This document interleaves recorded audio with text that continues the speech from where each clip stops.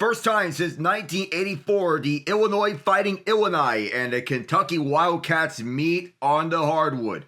Illinois entered March Madness winning 4 of their last 5 games, including big wins over the Michigan Wolverines and the Purdue Boilermakers.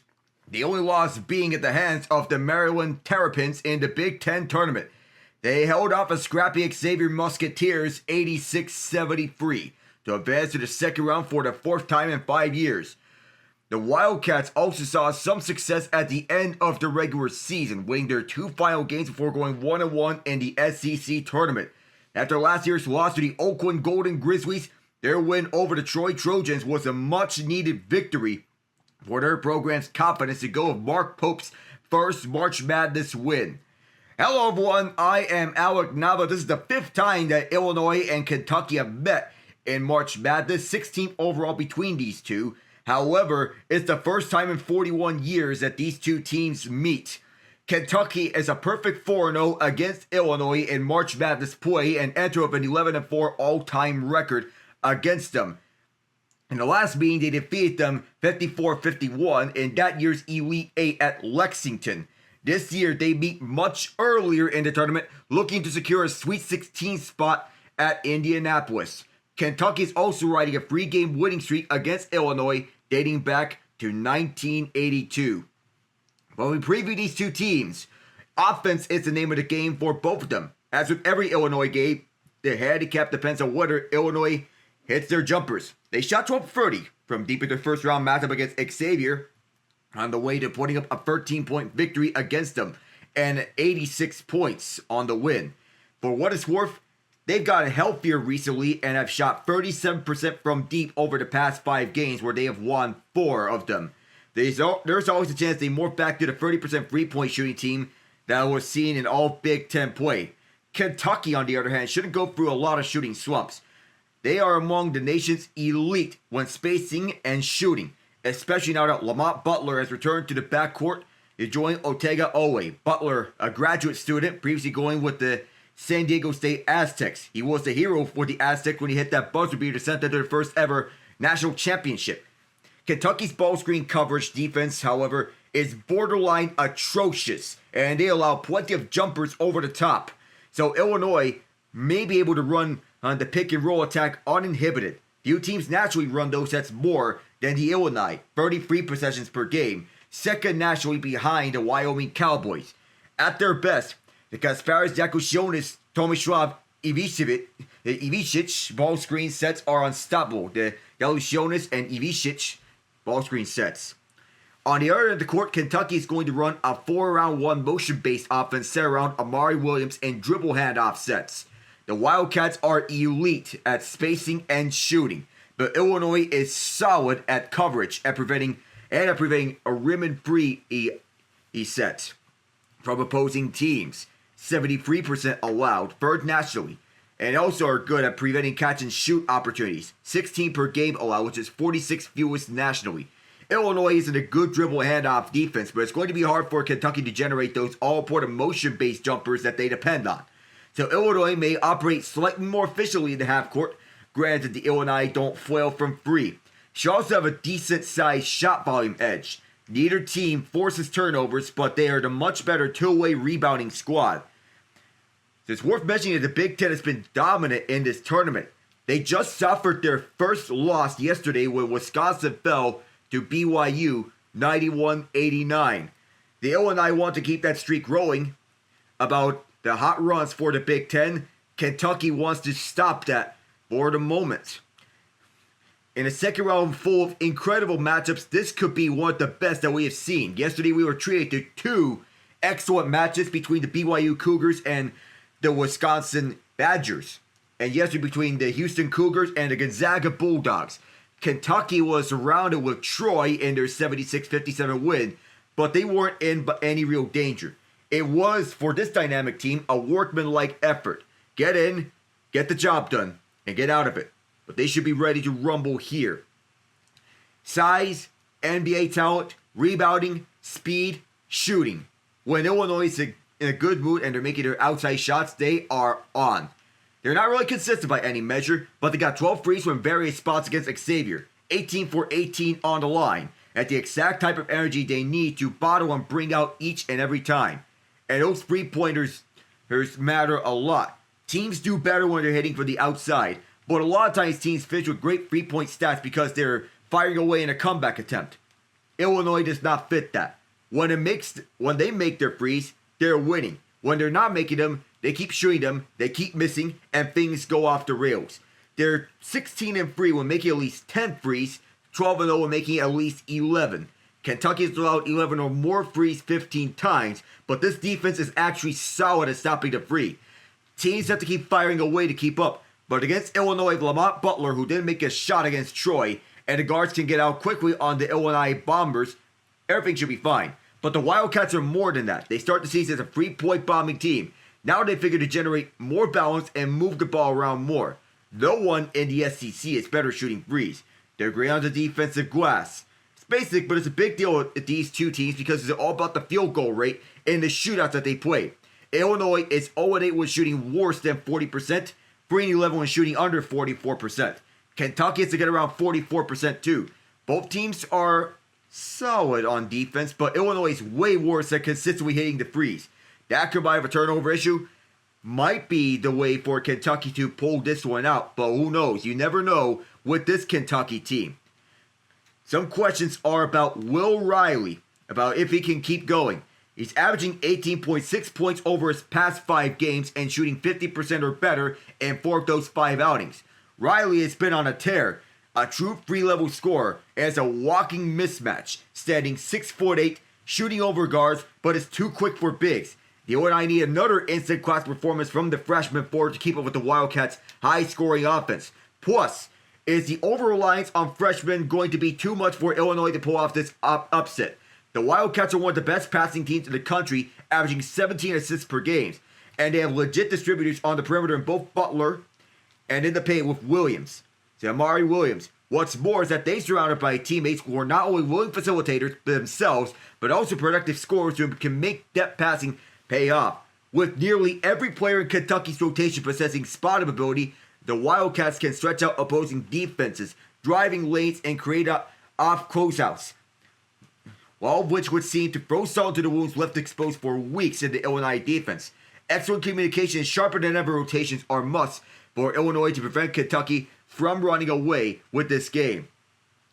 So as we go on to our starting line, it's beginning with the designated visitors, the Illinois of Illinois. Kasparis Jakusionis and yeah. So you get Ian on board here for this game.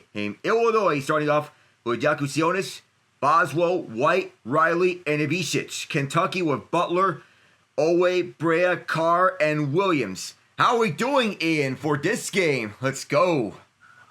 I am doing well, Alec. Honestly, the past couple of days, I have been binging all of Urinating Trees NHL videos to get a sense of how did we get to this place. And boy, oh boy, it is a trip down memory lane. Like, for instance, I did not realize in order to get Ryan O'Reilly, the Blues traded Tage Thompson. Color me surprised. And that's just one little wrinkle. I mean, the NHL's storyline and timeline is insane. Oh, and it's just heating up right now. We're in for an exciting finish to the NHL season. The insanity is just about to start. Yep, and the Blues are in a great position right now. They have some of the worst teams record-wise in the league coming up, although they have it playing better. Teams like the Hawks, the Preds, being able to beat Vancouver in OT, but it is coming down to the wire, and among the 3 teams that are in play for the second wild card in the West, it is the Blues who have played the most games so far. Yet you guys have an edge over the 3 teams that are right behind: Vancouver, Calgary, and Utah. You guys have the edge and are the hottest team among them, between the four of them. That is, yep, that is good. Mm-hmm. But yeah, man, it is. It's just heating up. I'm pulling for the Illini in this one. It's my dad's alma mater, so we got some loyalty there. There you go. Yeah. The Illini, of course, have made to the second round and fourth the last 5 years. Last year, they made it all the way to the Elite Eight, where they won in a gauntlet battle with the Iowa State Cyclones in the Sweet 16 before falling to the eventual national champion UConn Huskies. Who, by the way, there will not be a three-peat bid in the NCAA March Madness slate on the men's side. UConn is out. But they made things interesting with the Florida Gators, the top seed that they were facing in their region, before eventually falling 77-75. So, waiting on the end of the Duke-Baylor game, it appears that Duke is going to go to the Sweet 16 in front of what is a de facto home game, despite the fact that it's in Raleigh. Oh, yeah. Speaking of which, how have the Canes been doing lately? Let's go ahead and go up with that, with how Carolina's been doing. So, currently second in the Metro, right behind the Washington Capitals, the first team to clinch a playoff spot this year. But Carolina's been going okay despite the fallout of the Mikko Rantanen saga. Mark Jankowski is a natural fit on the fourth line, which I do like, to bolster up the size and the skill set. And there's also a valuable penalty killer. Logan Stankoven is a good fit on the top six as well, so that bodes well for Carolina's chances in the playoffs. I don't know if it's going to translate to Stanley Cup aspirations, but the Canes should be in a good position for a playoff spot. So, as long as we're holding on to a second seed in the Metro, I'm good with that, because it's basically impossible to catch up to Washington in the Metro Division title chase. And before our loss to the Kings, we won 8 consecutive games. But then that dud against the Kings, that stung. But honestly, yeah. I think and there's a part of me that sees that game against the Kings as a flash in the pan. Yeah. So, during one of our predictions, I said that the Cup final would be Winnipeg and the Hurricanes. Yeah, I maybe were rethinking one of those teams. Despite their record, I'm not sold on Winnipeg. I mean, right now, they're losing to the Sabres, only by 1 goal, but they're losing to the Sabres. And truth be told, the last few games they played, I mean, they got shelled by Vancouver. Hellebuck got pants. And I just don't, I don't know. Wherever the dominance was or has gone, whatever dominance they had to begin the year, it's not only leveled off, it's dipped a bit, which happens to teams, don't get me wrong. I mean, most teams that start off hot, they do dip, and maybe they do still have success, but, I mean, it is very apparent that the Jets have slowed down, and this is not the time to do that.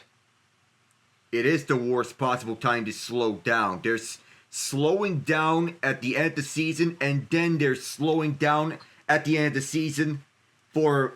This could be the third straight year which the Jets are slowing down at the end of the season. It just feels like there's a habit that they do this, and it's not a good one.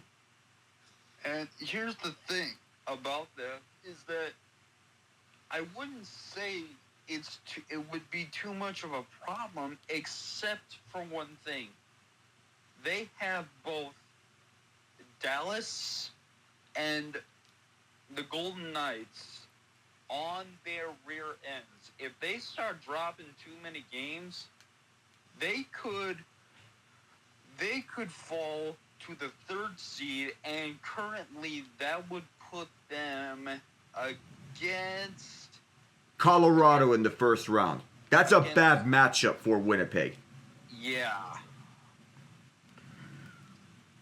Oh boy. Yeah, because Colorado is indeed catching up in the division race in the Central. They were from wild card team to Stanley Cup contender at the deadline, and now the Avs are 8-1-1 in their last 10 games. They could realistically steal the 2nd seed from Dallas, but Dallas has 2 games in hand. Yeah, I'm still hoping for Minnesota to fall just a little bit more while the Blues are still hot. Because any chance, and because securing the first wild card, because jumping them for the first wild card spot, if any team does that, they're guaranteed a spot over the Wild, or just a spot in the playoffs if they jump the Wild. That's what I would believe to be as well for the Blues. Playoff aspirations clearly there. Of course, it is. I'm also surprised that Montreal holds a wild card spot in the East. Yeah, and not only it's crazy. Let's see, we got about 7 minutes till tip off, right? For Illinois, the game starts at for your time it's 5:30. Yeah, my time says 5:30 Eastern. Yours says 4:30 Central. Right. So a little bit on the Blues that has been. I mean, it took a while, but Jim Montgomery has noticeably changed the culture around this team. It's the bad contracts that I was lamenting earlier in the year about guys like Justin Falk, Brayden Shen. I mean, even with the loss of Colton Parayko, it has been a turnaround, and Doug Armstrong might have made the most importantly underrated move of the trade deadline, at least for the Blues. Cam Fowler has been a boon for scoring, not by goals, but by assists. Power play quarterback and number 2 defenseman, I would believe. With the loss of Colton Parayko, definitely. And it bodes huge for St. Louis on this playoff chase with Cam Fowler heating up. Now you got Chicago and San Jose out of the picture.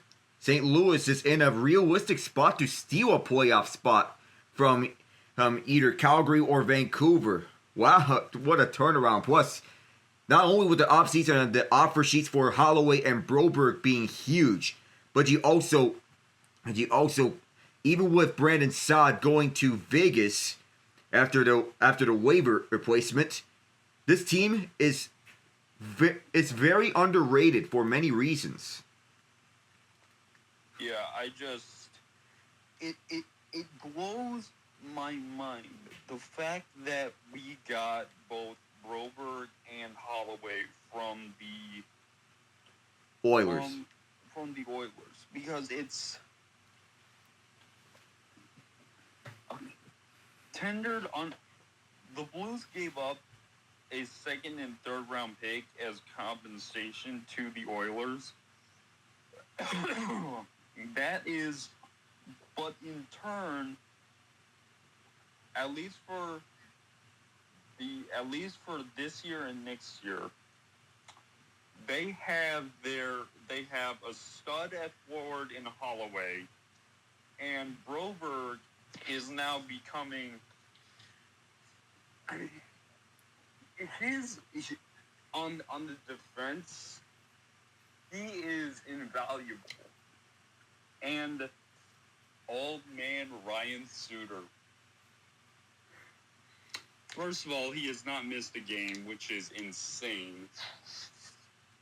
That- At age, like, 39 or something like that. And I thought it was done after last year with Dallas in that playoff run. But guess he has some more left in the tank. Yeah, and it's crazy that it's not just it's Falk, it's Suter, it's the bemoaned Nick Leddy is doing things. Nick Leddy is doing things. Wow. I mean, okay, he has one goal on the season, which was a howitzer against the Kings, but he's making plays that I don't know if he's ever made them before, or the last time he did was when he was with Chicago or The Islanders, for that matter. the Islanders. Yeah, it's. And then I mean, I don't have to talk about I don't have to justify the play of the headliners. Jordan Kyrou, Robert Thomas, Braden Shen. Jordan Kyrou, I would say, if the Blues hadn't started off so mediocre, I feel that Jordan Kyrou should be in the running for MVP because this man has been on a tear for the Blues. I mean, this man has 29 goals, 31 assists for 30 points for 60 points in 71 games with a plus 16 plus minus. What? That speaks to how valuable he means, how much he means to this team, and he is the heartbeat on the backbone of this franchise for the now and the future. He and Robert Thomas, to go with Dylan Holloway, who has been a revelation. Yeah, and apparently Dougie had, and what else? And what else is starting to pick up steam in recent games is their fourth line of Walker, Torochenko, and Foxa, or as Blues fans and their radio announcers call them, the WTF line. Wow. Goal scoring wise, they weren't doing much for the season, but they have really started to ramp up their production in recent games, and that right there is, I mean, it's for people who don't understand. When your fourth line is starting to score, it does two things.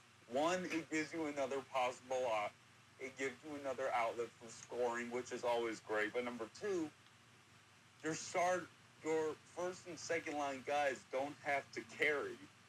If you get meaningful ice time from your fourth line and they're putting the pucks in net, that's longer that your first line guys have to rest. And on top of the fact we have Jordan Bennington and Joel Hofer, who in recent days have been reminding the league, hey guys, you forgot about us. We're one of the best goalie tandems when everything else is clicking. So the Blues do have it what it takes and make it to the playoffs, and good for them because this is a team that's been around, that was looking from the shadows onwards after 2022, the last time they made it to the playoffs. The Blues are headed towards the right direction, and even though they didn't make a trade at the deadline, even though the Cam Fowler trade was way before the deadline, this team has all the momentum in the world among the teams in the wild card chase. So we're here in Milwaukee. Brad Underwood, in his 8th year as the Illinois head coach, 12th year coaching overall, getting his guys consisting of the starting five of Kylan Boswell, Trey White, Kasparis Yakutionis, Will Riley and Tomislav Ivicic. For Kentucky, it's Otega Owe, Lamont Butler, Kobe Brea. 0-1-4, Andrew Carr, and Amari Williams. Mark Pope is in his first year as the Kentucky head coach. He just got his first career March Madness victory. Our referees are Brian Dorsey, Bert Smith, and Jeb Hartness, led by Dorsey, the crew chief. So these two are well known for offense. Defense is here and there, but it's not in their calling card. All 10 starters have averaged 10 points per game among those starting in here. This is the first tournament game that this has happened since 2021. We're underway here from Milwaukee. A chance to go to Indianapolis on the line here. They'll face the Tennessee Volunteers in the next round at the Sweet 16. Backing up already is Kentucky, an early free on the way that missed. Rebounds grabbed by White. The Illini moving up at the right wing. Drop pass off. Over to Boswell. Boswell will continue to look. Finds Riley. He fires it. That was off the rim. Williams rushes to this rebound.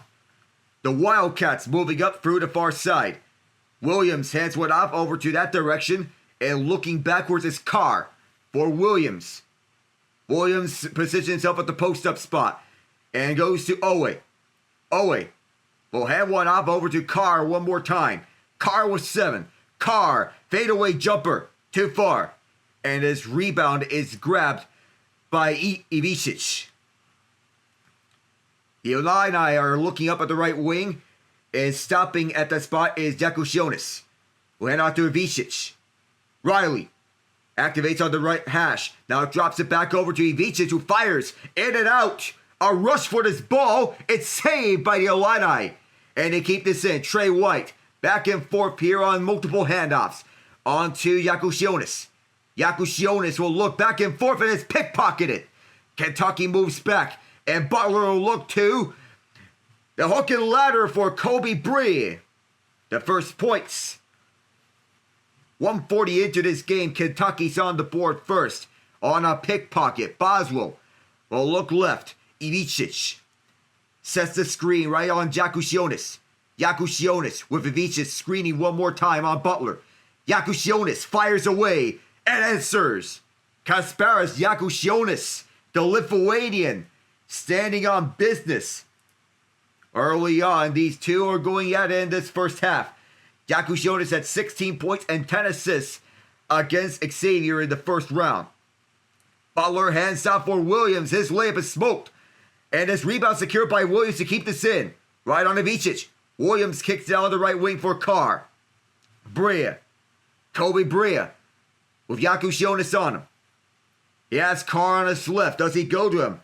No, he's going to activate up and lay this one in after it rolled. Kentucky with a quick answer from the Washington Heights native. 4-2 UK. Early in this first half. Kasparas Jakusionis to Will Riley. Riley gets it from Ivicic. He's fouled on the way to the basket. So he's going to shoot 2 early here for the Illini to try to tie this one up. But Jakusionis, so smooth handling this basketball as he's going back and forth with Brea. These two are their team leaders. Jackson Robinson, another team leader, as he is stepping up for Kentucky. First shot is good. But Robinson has not played in a while. He was questionable entering this game as he was out with an undisclosed injury. Riley will shoot the second one. He got 2 shots. And that's in and out. Rebound secured by Owe. Owe leads the way at the far side. And he'll position at the right corner. He's inside the arc though. Handling is Butler, who will go to Williams. Williams. Carr trying to get open, but he is boxed out. Williams sets up, posts up. Missed it. Riley gets the rebound. Riley through the near side, and he'll go across the court and to the inside. The layup. Oh! Tic-tac-toe for Kylan Boswell. How about it? 3:25 into this first half. He had 15 points on 5-8 shooting against Xavier. with 5 rebounds. With speed through the left hash goes Bria.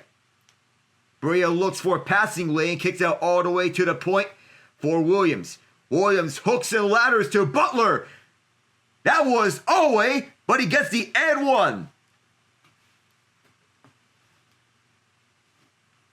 Already the Wildcats go up by 1 here.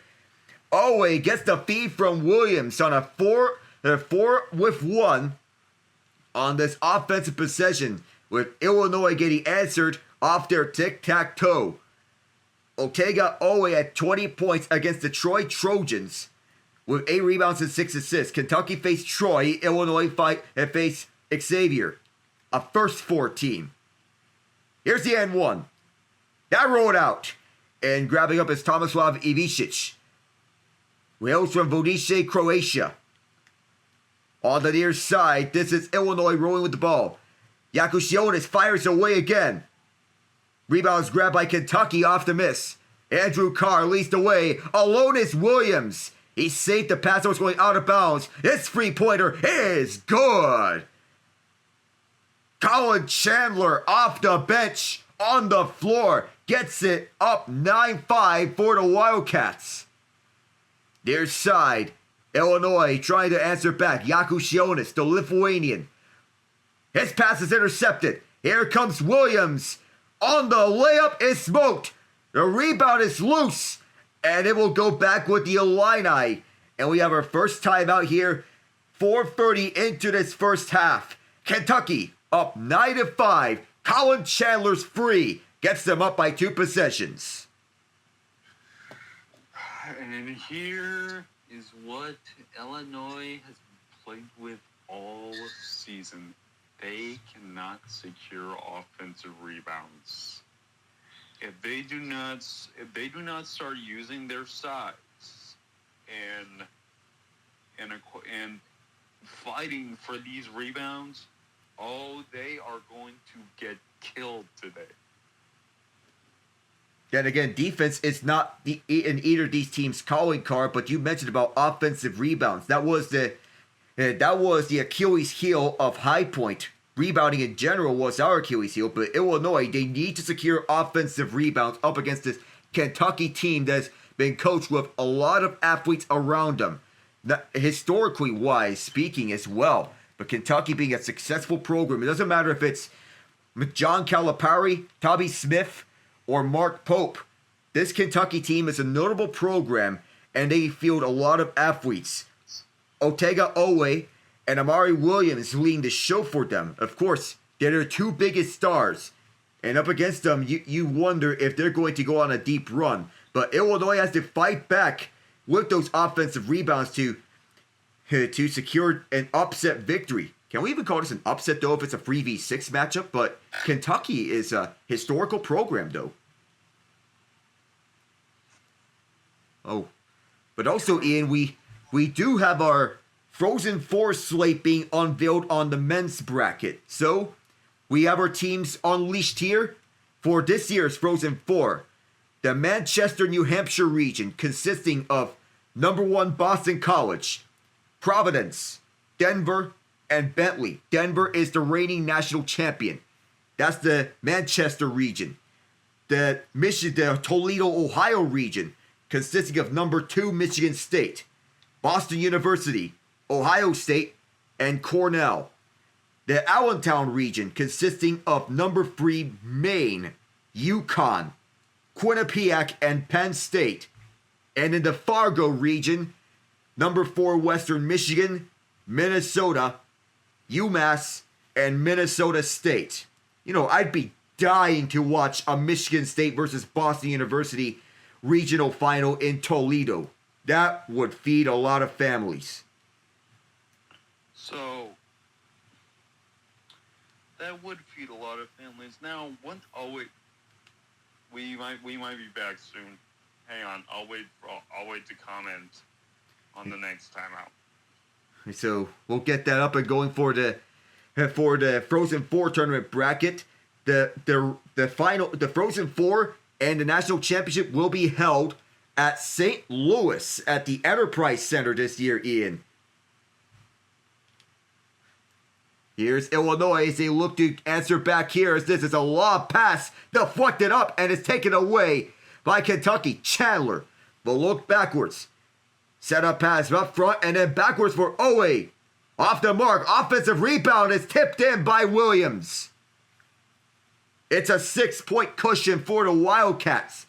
And Amari Williams is leading the way. Third turnover against the Illini here. They look to get up front. Yakushiona's pass deflected. Fourth turnover against them as we speak of the Illini. As the Wildcats will set up with Chandler. Chandler moves left at the wing. Williams will drop it off for Brea. Another one. 13-5 Wildcats here. And a quick timeout is called, I think. Unless if there's a whistle for something else. I believe there is a timeout on the floor. As Brad Underwood wants to get things reviewed up with his guys. Yes, it is an Illinois timeout. So, with the Frozen Four coming up, so you've been paying attention to college hockey. I don't get enough coverage here to really stick to one squad, but who is looking like the best college prospect coming out? Not number one overall prospect, because I don't know if we're far enough in to figure that out. But who would you say is looking the best in the college ranks? If you're looking at top prospects in NCAA ice hockey, you'll be looking at one James Higgins of Boston College. He and Ryan Leonard have been tearing it up in the NCAA. Higgins is heading into this summer as the consensus number one draft pick. Skills and smarts to put up big numbers. Leonard is a prospect of the Washington Capitals. He could have turned pro, but he wants that national championship and going at it again with Higgins, Gabe Perreault as his teammates on that stacked Boston College team. Excellent. And after those three, you have Jimmy Snuggerud, the St. Louis Blues top prospect who plays for Minnesota. Zeev Buium of Denver, the reigning national champions, with the Minnesota Wild. Then the next good prospect from the NCAA would be one Logan Hensler of the Wisconsin Badgers. However, the Badgers are not in the Frozen Four tournament, but he is a really darn good prospect. Cole Eiserman's in this tournament. He plays for Boston University as the Islanders' top prospect. In the NCAA, that is. Right after Callum Ritchie, who the Islanders got in the Brock Nelson trade. Agreed. So, I would say, let's see. Oh, by the way, did you see that the Blues are calling up, I think his name is Dvorsky? Dalibor Dvorsky, another top prospect that we are highlighting among top prospects in the NHL. That's good news for the Blues.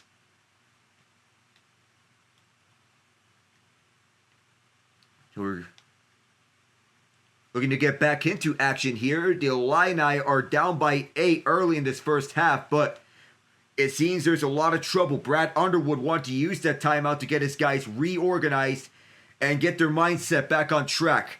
It is 13-5 Wildcats here, looking to head to the Sweet 16. On the right hash, Kentucky averaging 10.2 turnovers forced per game as there's a miss and an offensive rebound for the Illini. Counted and one. So there's an offensive rebound that you've been asking for, Ian. Off the bench, Morris Johnson Jr. fighting hard for the ball as is claimed back by Ivicic. And he finds Johnson immediately, the Riverdale, Illinois native. So here's a chance for an and one, averaging 7 points and 6.7 rebounds per game. 2 dribbles, and then a shot. Rolled out. The rebound is grabbed by Brea. From Washington Heights, New York, transfer from the Dayton Flyers. Lamont Butler, graduate student with the Kentucky Wildcats. Drop right by onto the point. Fake the swing pass. Now it's a swing pass to Kobe Brea. Brea backs up and then to the right hash for Carr. Now moving up is Chandler. Chandler feeds the open man at the point. The 3 points overshot. And the rebound is grabbed by 22, Trey White. White. Positioning at the left hash. Spins. Trying to get to the basket. Couldn't do so. Excellent defense by the Wildcats as this rebound's tipped up, but it's grabbed by the Wildcats off of a hot potato. Run the free throw lines, drop back onto Carr and then back for Butler. Butler one more time, trying to go inside. Oh, he lost the ball. Trying to get this one up. He seemed to have, he tried to draw a foul, but that was backfiring. Kentucky will get back on defense. The Illini looking to draw back into this game. Still relatively young. It's 13-7 Kentucky. Duke advances to the Sweet 16. They're headed to Newark. They're the East Region. South Region Sweet 16 Elite 8 games at Atlanta. West Region games at San Francisco. 13-13 to go. The Illini down by 6. Here is the pass over towards the right side. Now moving up front as it's Will Riley. The free on the way goes. Ivic gets it to a 3-point game. Off the feed from Will Riley, who has been highlighted before this game, is need to have a big one. Moving up front to the left hash is Amari Williams, who drops it back. Onto the right side is 15, Anthony Almondor. Set up for Williams, who lays this one up and out. He rarely misses those. The Illini over pace. Ivic fires to tie it. Too far. Rebound goes to the Illini and a whistle blows. Morris Johnson Jr. getting key offensive rebounds, what the Illini need to do. Ivic gets this to a one-possession game off his three-pointer to the right wing side. That's where he fired his previous three-point attempt. Illinois fires the free way more often than Kentucky, but when Kentucky fires their frees, they usually make them. Ortega always slots out. Trent Noah checks in. Name of Harlan, Kentucky. This game being called by Kevin Harlan from Milwaukee. I'm Alec Nava of Ian Genge. As another turnover here off a missed shot. That was fanned on. And the Wildcats back with this. Amari Williams. The Wildcats need to score here. They have not scored a point the last 2:20. Here's Lamont Butler who fires a free on the way. Yes, sir! The San Diego State hero gets on the board. On the right wing, this is moved up by the Illini. Illinois is 1 for 4 from free. Kentucky 2 of 5. It's kicked out to Johnson. Johnson moves up onto the paint. Can't hook it through as it was short. And Williams will start up again. Amari Williams. Up through the middle. Williams checks up and puts it off the window. 11:43 to go in this first half. And Kentucky loud and proud here. We're going to a timeout here, and Milwaukee will be right back with you in just a moment.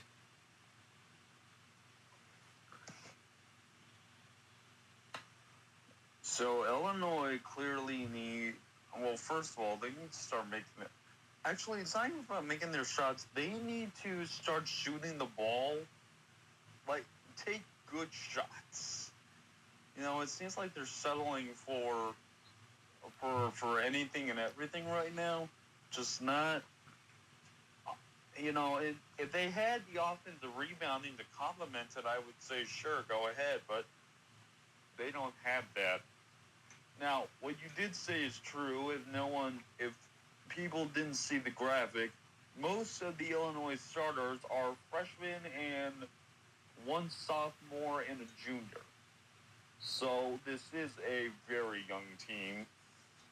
The thing is, I know they can play better. I've seen it. They had a strong start to start the year and even beat Missouri at one point. So, with that being said, they should be a lot better.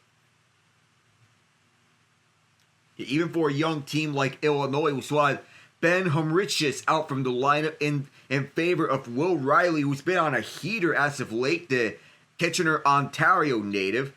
But you also have Ivicic, who has been lights out throughout the season for Illinois. He is their third leading scorer behind Riley and Yakushionis. Riley started the season off the bench, but now he's into the starting five, and that decision has paid off.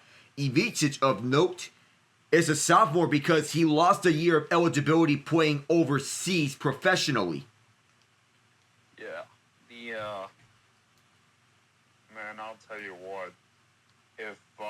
If schools outside of Illinois and maybe one other understand that if they figure out that they can maximize their talent pool even more by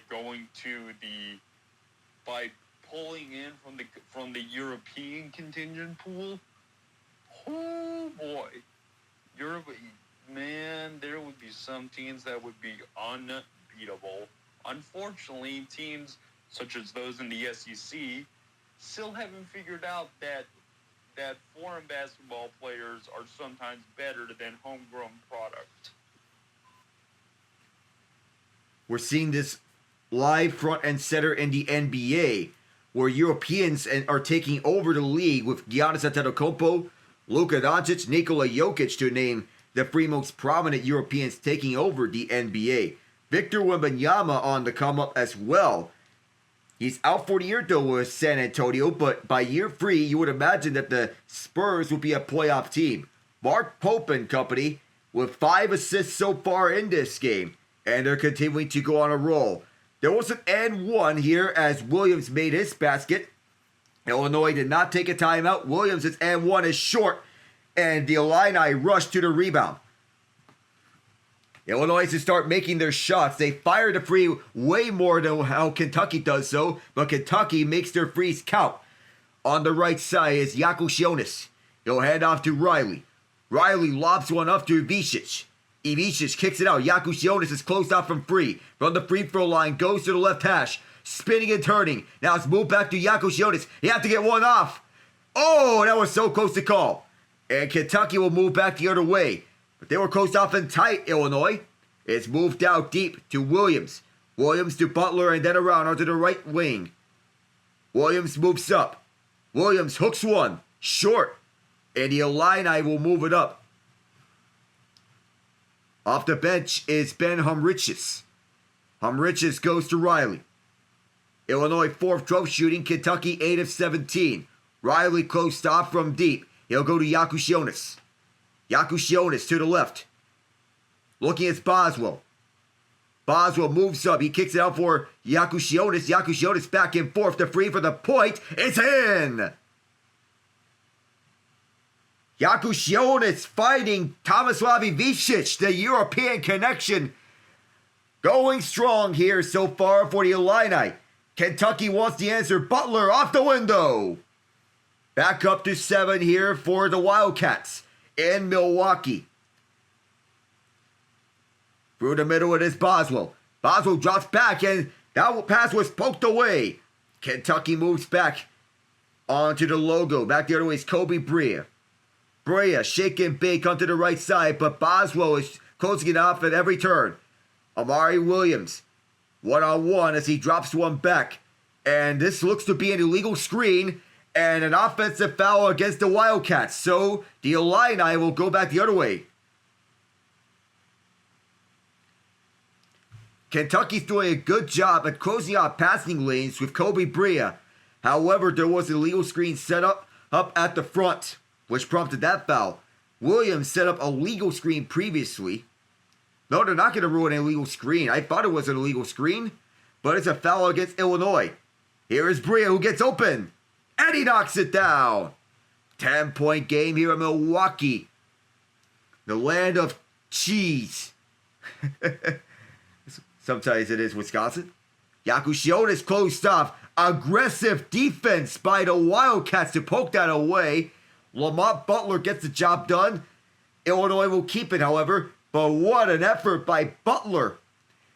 to poke it away the passing lane as the three-pointer, and he opened for Butler as he knocked it down from deep. On the far side, the Illini want to get back momentum as Colin Chandler looking to get back inside. Played high school ball at Farmington. That's the place where he is from. Moving left is Ivicic. Riley. Riley looks from the point with 15. Now moves to the right hash. Riley spins. And we have another foul here of 9:21. The Big 12 is 9-2. 3 teams have advanced to the Sweet 16 throughout this tournament. John Calipari is the second head coach all time to lead 4 different schools to the Sweet 16.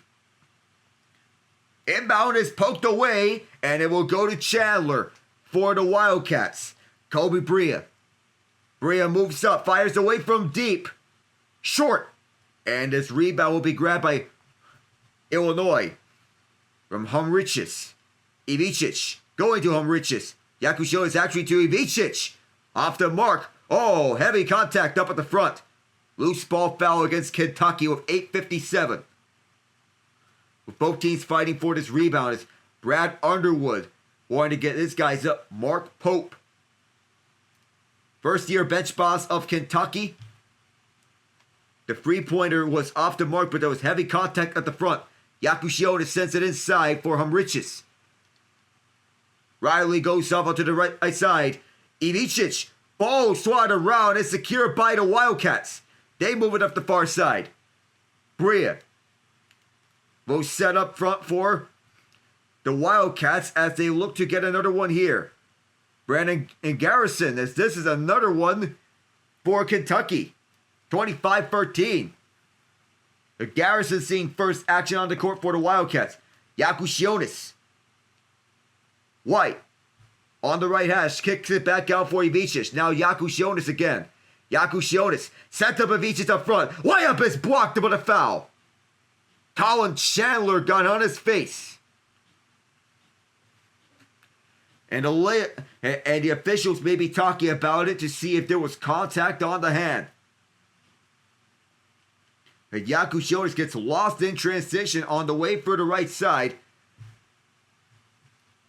With Trent Noah getting this inside.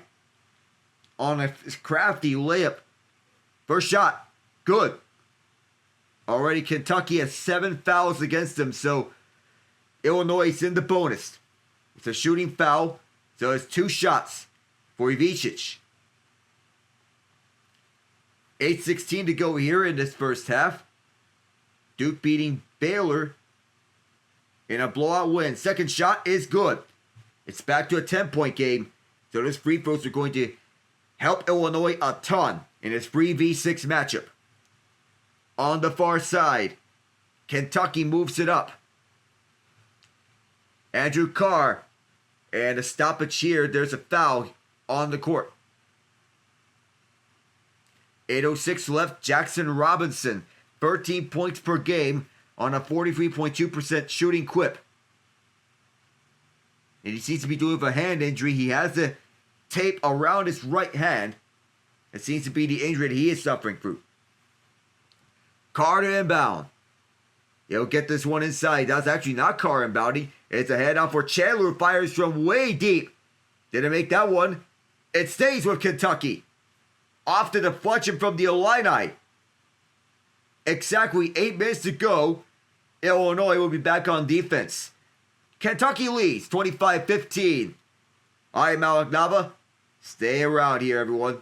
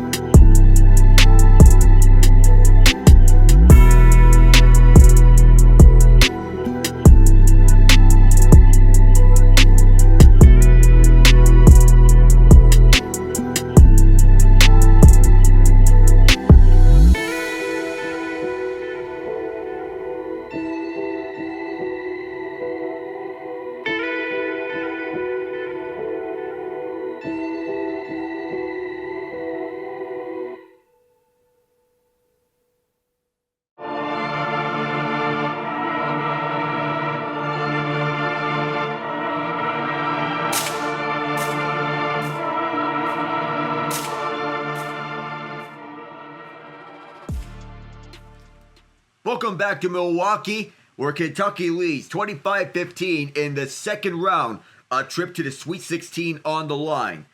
Kentucky has lost in first round upsets to 14-plus seeded teams in two of the last 3 years. First to the St. Peter's Peacocks and then to the Oakland Golden Grizzlies. St. Peter's game in overtime. 8 steals for Kentucky. Through 12 minutes of play, Illinois has yet to record a steal.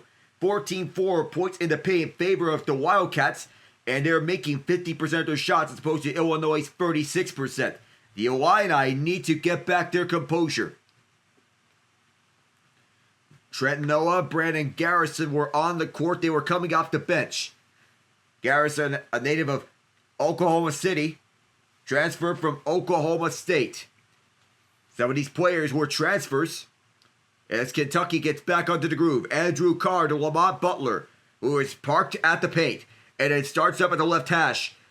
And then the alley doesn't go. Illinois gets this rebound. Yakushionis dangerously away from one of the Wildcats. Riley, tic-tac-toe as his free-point and shooting lanes are closed off. 5 field goals as opposed to 8 turnovers for the Illini.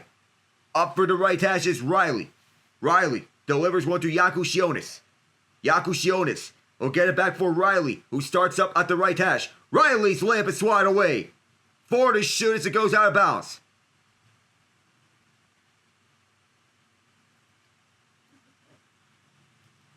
So, after Brad Underwood's interview, he went onto this team with the huddle. Quick shot for Ivicic. That one missed off the rim, and now Kentucky looking to go back here. Carr, Williams, lost it. And this will go to Illinois. Kylan Boswell delivers one to Riley and then back. Boswell over to Yakushionis. Yakushionis backs up several steps and then goes to the right side for a quick free. Off the rim, the tip-in is good. Boswell rushes in to tip in the shot. 8-point game here with 6:48 to go in the half. Butler will look up front for Williams. Amari Williams, errant pass as he was looking in the direction of Brea. Williams knew he had one. Mark Pope wants to get his Wildcats back up. 7 fouls against them. The Illini have 4 fouls against them. Brad Underwood wanted to get his team back up and energized. Up the near side go the Illini. Third turnover against the Wildcats so far. Yakushionis steps back. Ivicic. Yakushionis fires one from NBA range too far. No offensive rebound this time for the Illini. Back come the Wildcats. Left wing side for Carr. Up for Williams. Williams looks at the left hash. Opens up for Brea, who steps back and fires. Couldn't sink it. And it's grabbed by Ivicic. Pushing the pace is Boswell. Boswell stops to the right wing. Then delivers one to the left and then back from Yakushionis. Boswell, the sauce, the cross, the layup. Kylan Boswell with a little how do you do. 5:50 to play in this half. Kentucky leads 25-19. Timeout called by the Wildcats on the left side as Illinois gaining ground on the Wildcats. Kylan Boswell pushes the pace. 5:45 to play in the half.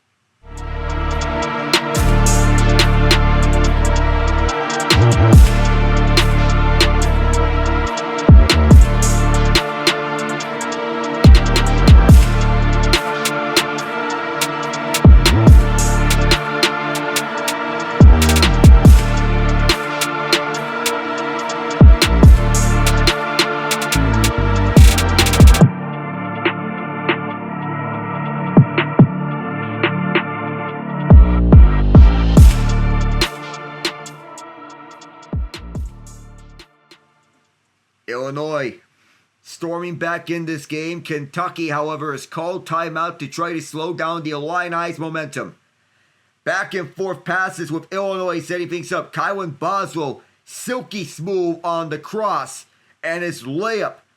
Everyone's fired up for Illinois. This kind of functions as a de facto Illinois home game, considering that The Illini play their home games at Urbana-Champaign. Kentucky plays their home games at Lexington. On the right wing, it is Carr who centers up. Carr, watched by White as he kicks it back out over to Garrison.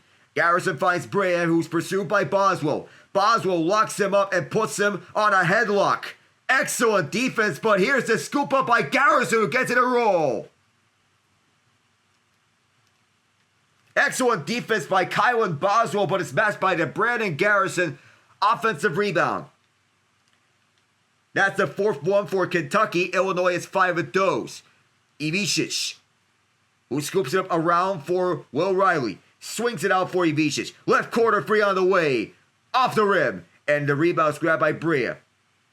Brea starts up onto the far side. Chandler. Chandler scoop up. Kick back out. Deep free on the way. Short. And Jakušionis grabs the rebound. 6'6" guard from Vilnius, Lithuania. Jakušionis finds Riley. Riley steps up. Riley goes to the paint, who finds Boswell immediately. Kylan Boswell, junior guard, moves up. Boswell scoops and scores. The hometown kid doing it for Illinois.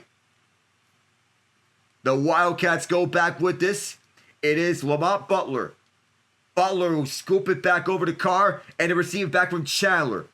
Butler shifts right, drops it off. Beautiful pass. And Garrison couldn't finish it. Pushing the pace is Trey White. Dallas, Texas native. Illinois wanting to get this back to one possession. A screen here for Boswell. And gets it off to Ivicic. Ivicic lobs it back over to Boswell. Boswell fires away to make this one possession game. Couldn't get it. And a contact on the foul. 3:47 to go here in this first half. Illinois within 6. Things are starting to get interesting between these two offensive-minded teams. Morris Johnson Jr. contributing huge off the bench. I am Alec Nava. Stay tuned for the closing moments of this first half.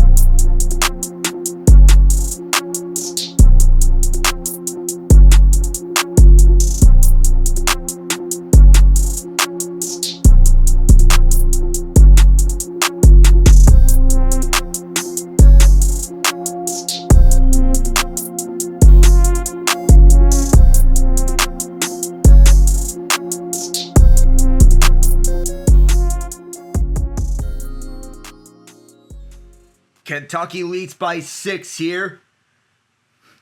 With 3:47 to go here in this first half, Illinois make this interesting in what is primed to be an offensive shootout. Neither team is really known for defense. In the first round, they shot 40% from deep.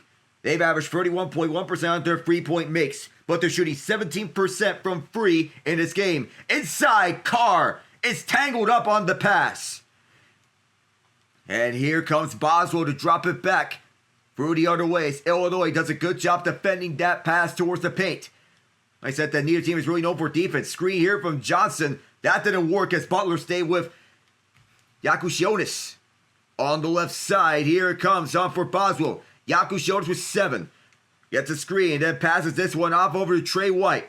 White to the paint, adjusts, and puts it through. It's a 4-point game here in Milwaukee. Inside, Kentucky trying to find some open options. Lamont Butler fires from deep. Answers. That quotes a 10-2 scoring run that Illinois had previously. Illinois goes back the other way with Yakushionis setting things up. Yakushionis with Butler picking him up. A screen from Johnson.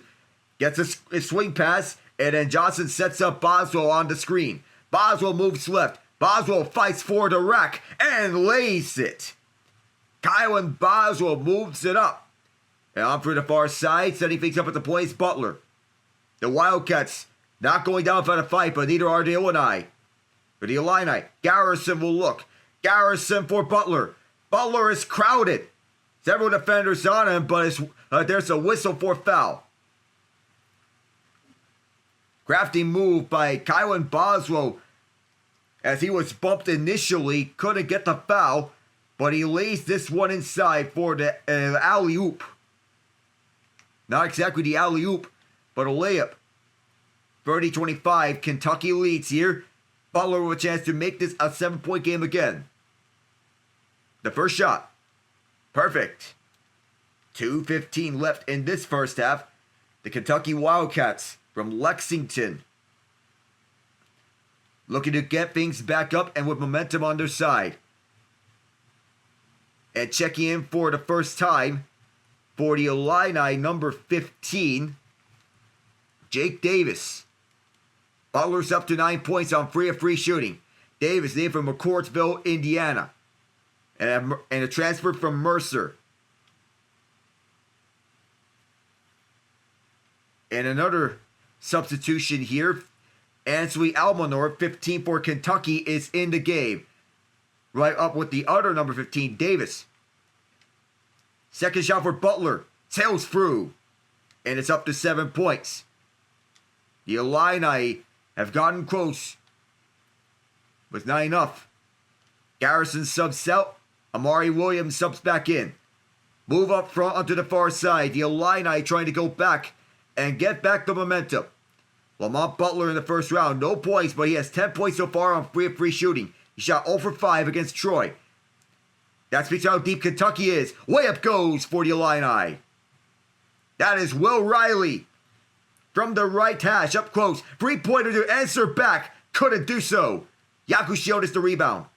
Yakushionis moves up. Yakushionis, watched by Butler, he drops it back over to Johnson. Boswell free with a screen from Johnson, couldn't sail it.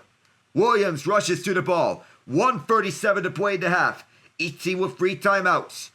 On the right wing, it is Butler.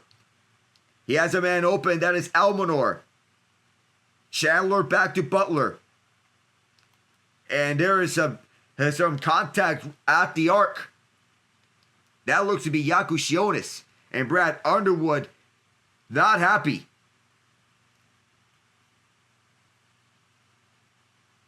Lamont Butler tangles up his man Yakushionis, but Yakushionis gets called for the foul. And Underwood is saying illegal screen by Williams. And Underwood is not happy about that. If anything, that should have been an offensive foul. 10 points for Butler. It's 1-1 here. It's up and out. The Illini have to be happy about that one. 1:20 to go here in the half. 9 of 14 from 2 for the Illini, but they're 2 of 13 from deep. Not a good day 3-point shooting wise. A spin. Riley dispossessed. 70 seconds to go here in this opening half. The freshman on the floor here. We're going to get the halftime report soon enough to recap yesterday's games, the late games, and so far today's games. And with the recent and news updates around the NHL. The MLB season is just 4 days away. First shot for Riley. It is good. No, it's not. Or they say it is. I thought it wasn't good on second thought, but on third thought, it is. Given the vision, it's a sail through the basket. And now Illinois have a chance to make this a 3-point game. This shot sails through. Kentucky with 8 fouls against them. Illinois with 7. Illinois does have the arrow, so if it stays with them, they'll get the first possession of the second half. Up the middle go to Wildcats. Colin Chandler on the court here, or he's off the court as Butler moves up. Lamont Butler looks at the paint, makes a man fake. On the right corner, this free is good. Almanor makes this 2 possessions again. 45 seconds left in this first half. Kentucky's bench on their feet. Yakushionis at the point, fires from deep. Yes, sir! A 3-pointer that they so desperately needed. 30 seconds to play in this half. And Kentucky's going to let the shot clock run all the way down. So, they have the last shot. Lamont Butler running this down to about 10 seconds so that they can get everything sorted out here with their offense. Slowing down the pace intentionally. These two teams are two of the fastest teams in terms of pace. Butler shakes with 5, with 4. Butler to the right side. He heads one off and has moved inside. Several bodies go down like bowling pins. Clock shows 1.5.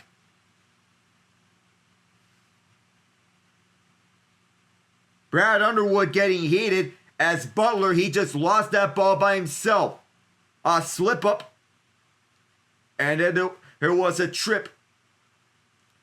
Right on who I believe is Trip Noah. He got tripped when trying to drive to the basket. I don't know if that was incidental contact or not, as Noah makes the first one. Underwood not happy at all. I believe that Illinois may take this to the half unless they're trying to fire a last-ditch free. Noah. That second one rimmed out. They're actually going to count it as free throws.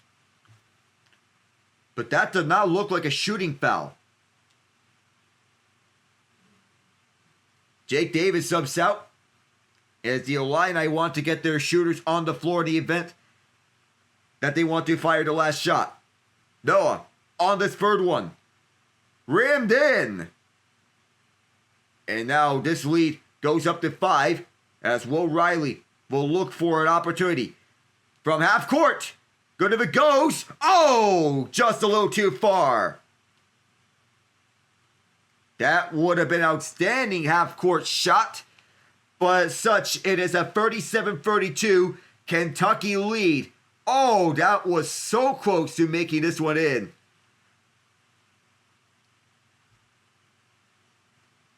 Five threes for Kentucky here to end off the first half. And we're going to head to the halftime report with Kentucky at the lead. I am Alec Nava. Stay tuned, everyone.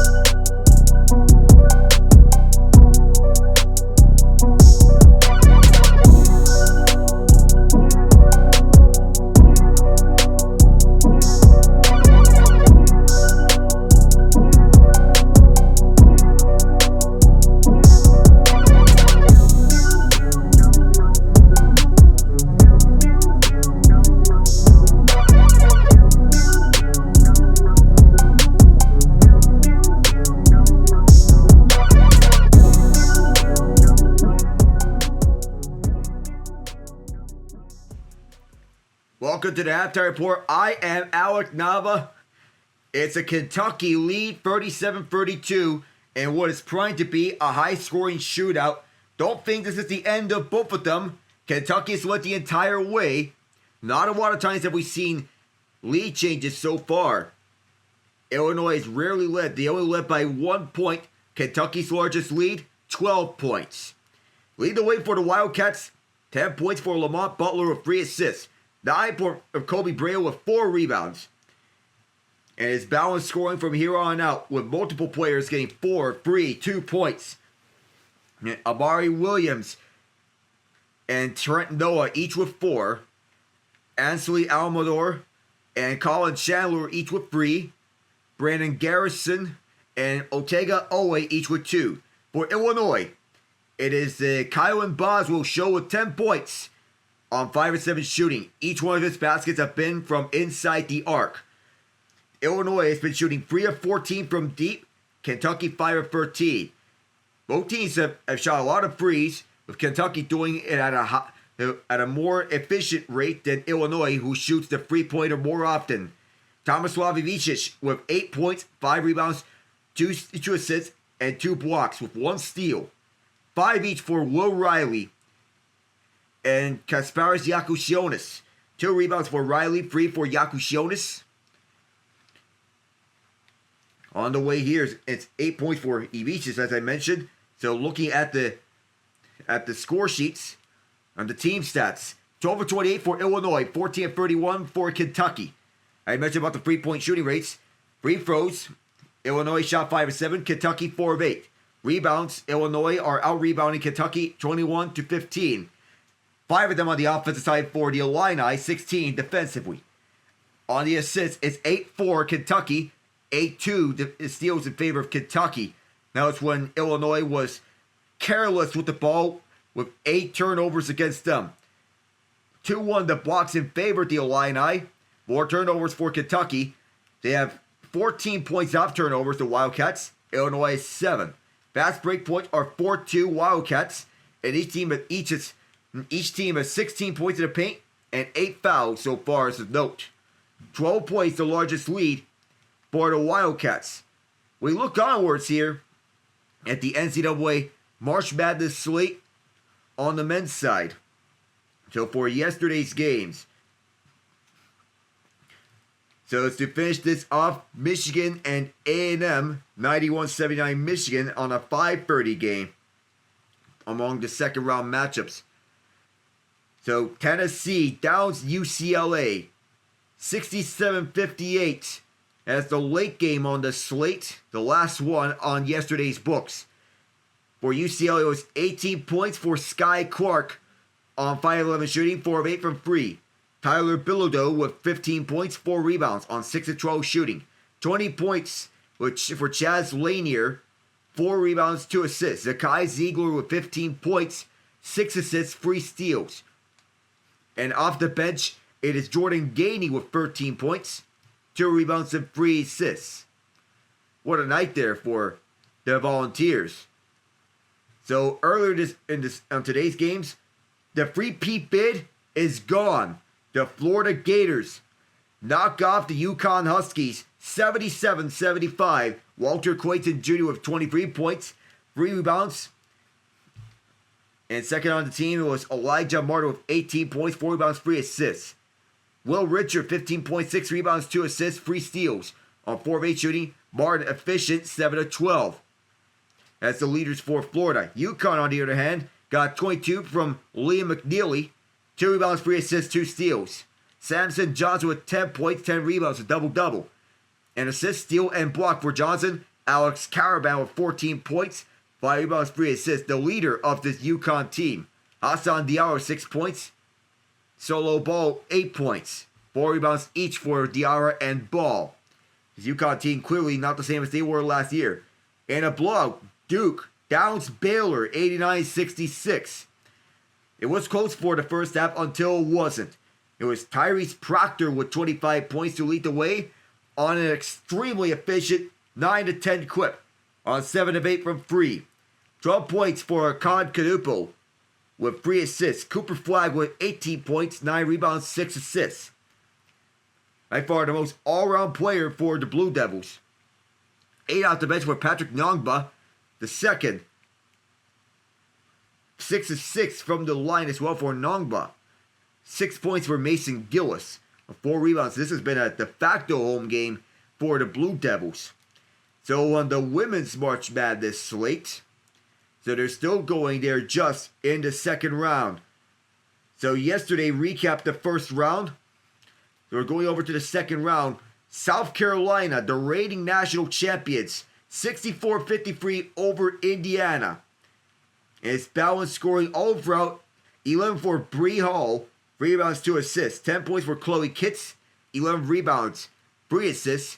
Sonia Fegan with 10 points, rebounds, and 2 assists. 9 off the bench for Tessa Johnson.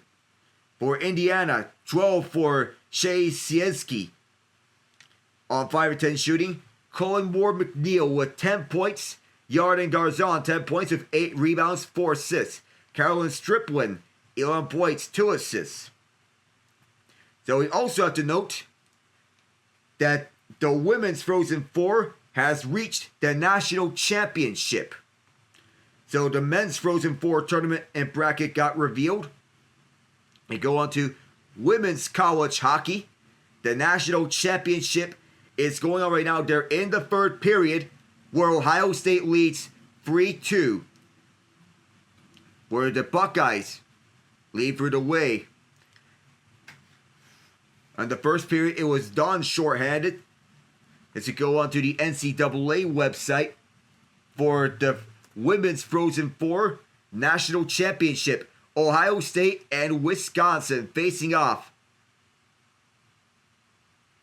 This is a winter sport on, as it is, the women's Frozen Four national championship. So it's Ohio State leading 3-2 over Wisconsin, number 2 and number 1 respectively. The goals from Joy Dunn, Emma Peschel, and Sloan Matthews leading through the way. So the scoring opened by Carolyn Harvey, assisted by Kirsten Sims and Layla Edwards. So it's the second period. Joy Dunn unassisted, shorthanded to begin the scoring at the 8:22 mark. 12 seconds later, Layla Edwards on the power play from Lacey Eden to tie it up. Sloan Matthews unassisted, 2-1 for Ohio State at the 14:44 mark of the first period. Emma Peschel at the second period from Jocelyn Amos and McKenna Webster to make it 3-1 Buckeyes. Carolyn Harvey from Kirsten Sims and Layla Edwards to get it within 1 at the 5:27 mark. That's where we have been at over the last few moments of this game. Amanda Fiel, 28 of 30 in the crease for Ohio State. Ava McNaughton, 19 of 21 for the Badgers. And Ohio State 18 seconds away from a national championship. Being the best team so far in college hockey on the women's side. Duke beats Oregon 59-53. The Blue Devils got a scare on their women's side, but they pull away. It leaned away for the female Blue Devils.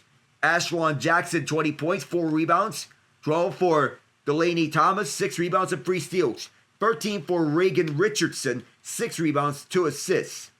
For the Ducks, it is Deja Kelly with 20 points and Filipina Kie with 14 points, 13 rebounds. Despite the losing effort for the Ducks, Notre Dame blows out Michigan 76-55 and advanced to the Sweet 16 in the Regional 3 in Birmingham. 21 points for Hannah Hidalgo with 3 assists. 18 points for Liatu King, 15 rebounds, 3 assists, and 2 steals. And 16 for Sonia Citron with 6 rebounds. For Michigan, it was 20 from Olivia Olsen on 8 of 20. 17 for Silas Swords with 6 rebounds. Despite the loss, the Kansas State Wildcats pull off an overtime thriller with the Kentucky Wildcats. So the battle of the Wildcats, only one can survive, and it's the ones in purple and white that have pulled it off. 24 points for Tamira Poindexter with 6 rebounds and 6 blocks. A game high. Adding 4 blocks was Zayana Walker. 19 points for Serena Sundell with 14 assists. A game high. 16 points for Ayoka Lee with 9 rebounds. 22 points for Clara Stack. 18 points for Georgia Moore. Stack had 8 rebounds. Moore with 6 assists. 13 points for Tiani Key. 15 rebounds, 2 steals, and 3 blocks. Dazia Lawrence with 15 points, 5 rebounds, and 2 steals. Despite the losing efforts. And Ole Miss knocks out Baylor 69-63 to open up the women's March Madness second round slate there. That's the most recent game. 16 points for Sierra Fino with 6 rebounds. 14 points for Madison Scott. 2 rebounds, 2 assists, 2 steals. 13 off the bench for KK Deans. On free of 9 shooting, she is 6 of 6 from the stripe. Despite the loss, Baylor gets 16 from Aronet Bonley with 5 rebounds, 2 steals, and 2 blocks on 8 of 10 shooting. 15 for Jada Walker with 3 rebounds, 2 assists. Sarah Andrews with 14 points and 6 assists. And Dariana Littlepage Buggs with 10 points off the bench and 5 rebounds. So underway is TCU and Louisville. And set in the future are Tennessee versus Ohio State and an SEC battle, UCLA and Richmond, to round it out. On the men's slate, the following games are underway. This game between Kentucky and Illinois, Alabama and St. Mary's in the first half. Maryland will face off against Colorado State. Iowa State faces off against Ole Miss. Michigan State against New Mexico. And Arizona against Oregon. So that is the recent here on March Madness. Do remember on the men's and it's Frozen 4 tournament slate, with the matchups underway for day 1. That's going to be on the 27th of March. I will not be covering a March Madness or Frozen 4 game because I had duties with John Knott between the Los Angeles Dodgers and the Detroit Tigers. Boston College face off against Bentley. Providence against Denver. Michigan State against Cornell. Boston University against Ohio State. So BC, Bentley, Providence, and Denver at Manchester, New Hampshire. Michigan State, Cornell, BU, and Ohio State at Toledo. In the Allentown region, it's Maine against Penn State. UConn against Quinnipiac. And the Fargo region, it's Western Michigan, Minnesota State, Minnesota, and Massachusetts, or otherwise known as UMass. The Frozen 4 and the National Championship will be held. They'll be held at St. Louis at the Enterprise Center. The tournament's been branded as the Frozen 4 tournament. Anyone wanting, those watching college hockey. And keep an eye out for James Higgins, Ryan Leonard, and Gabe Perreault and his high-powered Boston College attack.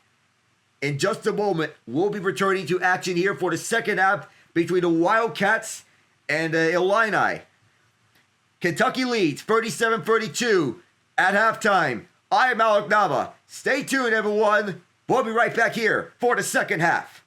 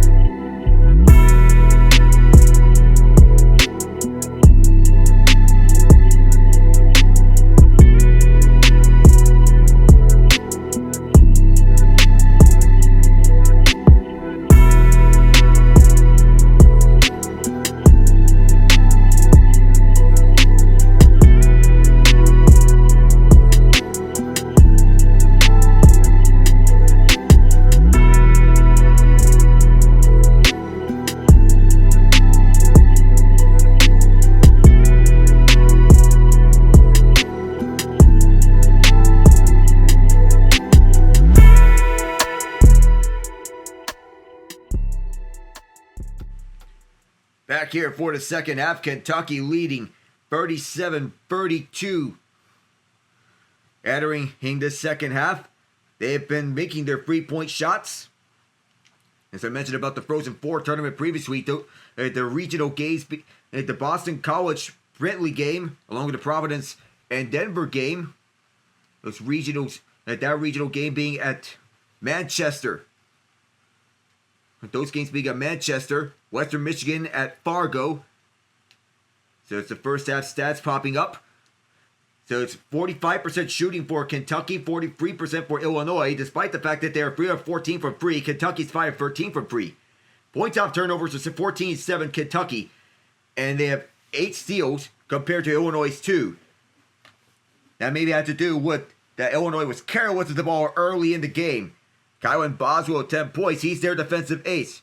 Brad Underwood using that timeout was handy for them. The Allentown Regional is at PPL Arena in Allentown, Pennsylvania. Fargo Regional is in Shields Arena of Fargo, North Dakota, also known as the West Region. Allentown Region is the Midwest Region. The Huntington... So as we go back into action, the Toledo Regional could be colloquially dubbed as the Midwest Regional, where it's over at Huntington Center in Toledo, Ohio. The Fargo Regional is the West Region. Allentown Regional is maybe the East Region, with Penn State being in the Allentown Regional once again. And the Manchester Regional in Manchester, New Hampshire, the Northeast Region at SNHU Arena. So, in the first round against Xavier, Yaku Jonas has 16 points. But Illinois was careless with the ball early in this game. As Kentucky settles back down here. So possibly this could be the spark that they need. Kentucky has won 56 of their last 57 tournament games. We're leading by at least 5 points at halftime. Their last loss was 2019 in the Elite Eight against Auburn. We'll see how they do here. On the rest of the way, here come the Illini. Yaku Jonas fakes out one man and then moves on to the right side. Now scooting over to the left wing, it is Trey White. Yaku Jonas mishandled it. It is taken away by Kobe Brea. Brea moves over at the far wing. Now receives it right back. It is Butler. Lamont Butler will look backwards onto the logo. Take it over to Owe. Tic-tac-toe. This is Andrew Carr, who finds Butler, and then up front for Amari Williams. Scooting up front for the lay-in is Owe. 7-point lead here for the Wildcats, and through the far side is Illinois. Illinois looks to get back with this, as this is Boswell. He will look once again.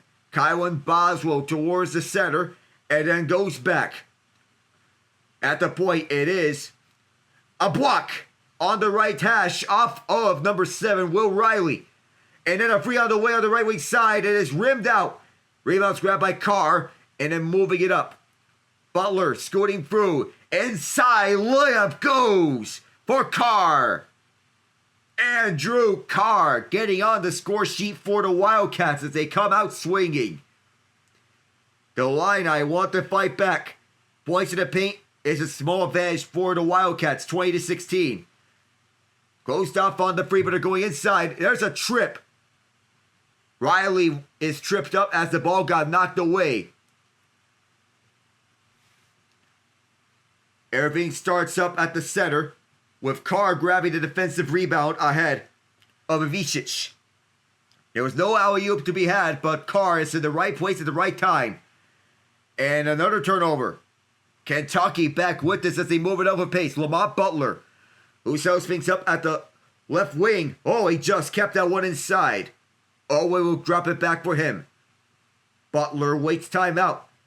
Now moves up. Butler drives towards the paint, turns around and fires a fadeaway. Yes, sir. Lamont Butler striking with precision. 43-32, Kentucky. Butler has 12 and is 4 of 4 shooting. Yaku Jonas looks at the right wing, fires the free away.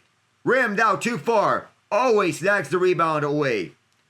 Owe scooting away from the pack, looking to get this one inside, rolls it in. And just like that, Brad Underwood, you use his timeout. His second one that he has to burn up. The Wildcats lead 45-32 right out the gates. I'm out Nava.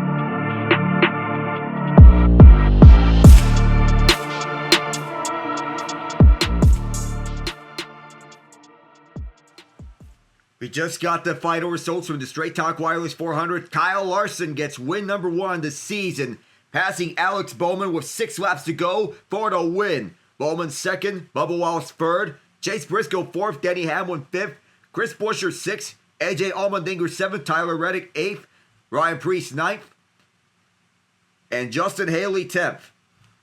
Back here at Milwaukee, this ball was tipped out. Brad Underwood used timeout number 2 on this game.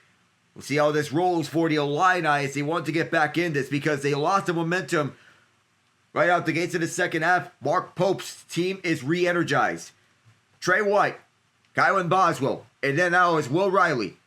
Ball is poked away. Here comes Williams, who stops it.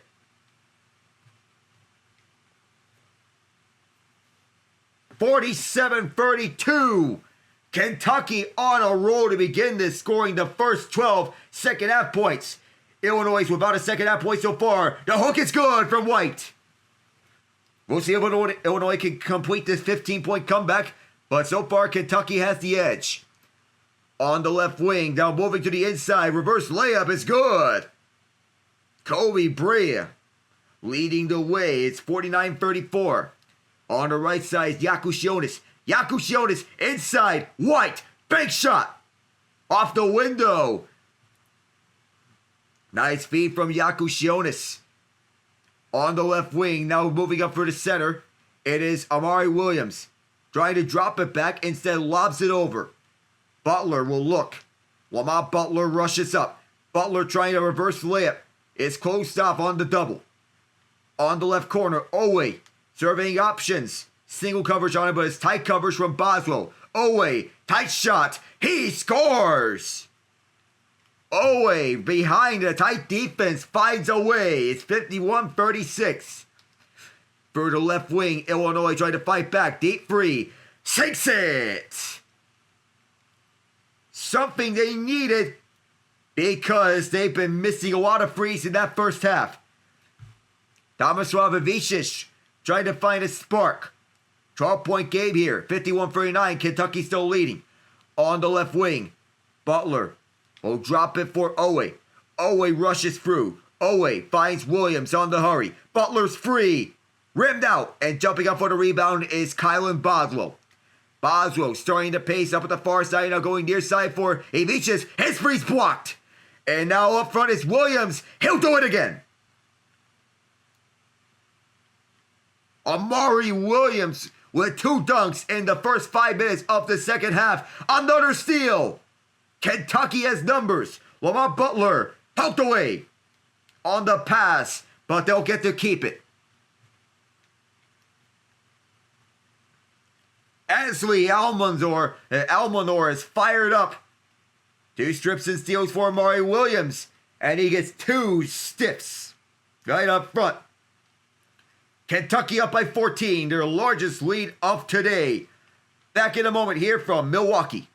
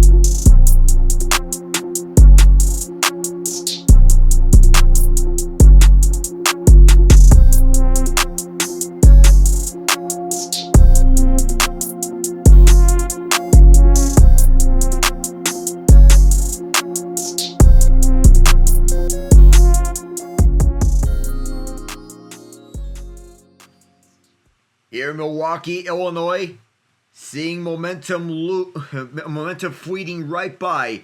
They're down by 14, but they have 14:29 to play. It's a 55-41 Kentucky lead. Winner will face Tennessee on Friday at Indianapolis in the Sweet 16. It's a 53-39. It's the ESPN is way ahead. This hook shot is good for Owe. And they're up by 16. Speaking of the number 16, that might seem like a lucky number. Inside for Ivichich. Yakuchino is trying to get open, but Ivichich takes it himself. Ivichich, hot potato. On the handle is Boswell. Boswell drives from the hash and one. Kylan Boswell draws the contact and one. Driving it down to the right side as he leans right onto Amari Williams, using Williams as a bait. There's nothing much that Williams could do there. Boswell, 12 points on 6 of 8 shooting. He has 2 rebounds. Williams, the native of Nottingham in the UK. Going to avoid getting called for that foul, but he had nowhere to go that time around. This shot sinks it. 79.7% free throw shooter. No problem there that time around. It's 55-42, Kentucky leading. Setting up is Chandler, who finds Williams. Opening up is Brea. Brea floats one. Kobe Brea extends this lead to 15 as Illinois wants an answer. 14:05 to go in this second half. Yakushionis finding his man to the right side. Deep three on the way. Yes, sir. Boswell on a heater here for Illinois as they want to get back on here. Here, Milwaukee. Does Kentucky have the perfect answer here? A 3-pointer or a 2-pointer? Which one's it going to be? It is Carr finding Owe, who steps up and fires a mid-range shot that's short. And his rebound scooped up by Illinois. Hamricious, who finds Boswell immediately. Boswell's had the hot hand in this game so far. Here is Ivicic, who knocks another down. Tomislav Ivicic, the Illini getting hot from way deep. Illinois fans on their feet. This is a facto home game for them. They're 3 of 6 from 3 in this half. Kentucky 0 for 1. Williams will look at the left hash. Williams almost lost it as he was going one-on-one with Ivicic. Williams to the baseline. Rolls this one. Oh, that somehow stayed out. And now at the right side. Oh, almost was a pickpocket. Careful not to do that. Illinois is one of the more turnover-happy teams this season as that layup missed. Kentucky. Illinois is the queen of the turnovers. They average about 12 of those per game. Here's Chandler for the logo. Oh my! Colin Chandler logo ball. 60-48. Kentucky still up front. Just their first free of this half. Right corner. The Illini moving to their hash. It's Ivicic. Tries to hook one. Short. And one hand is snagging this is Williams. Moving this fast is Owe. Owe! Oh! There was no foul on the play. He went backwards, falling down. Here's Yakushionis firing this one. Blast it! Kasparas Yakushionis. Another free for the Illini as they have their 4th free of this half. And we're not even halfway for the second half.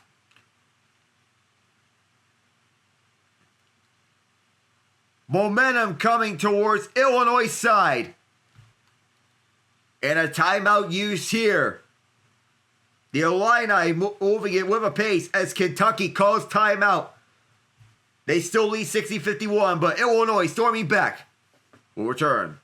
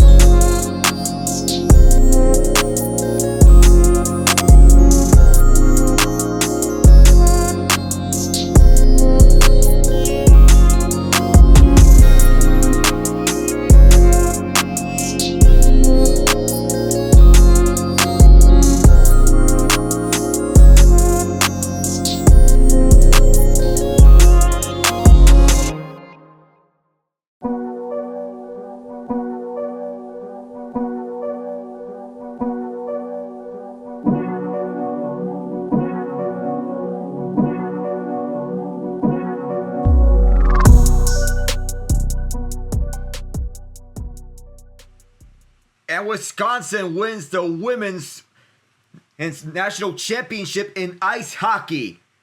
Kirsten Sims ties it up on a penalty shot with 18 seconds to go, and she ends it.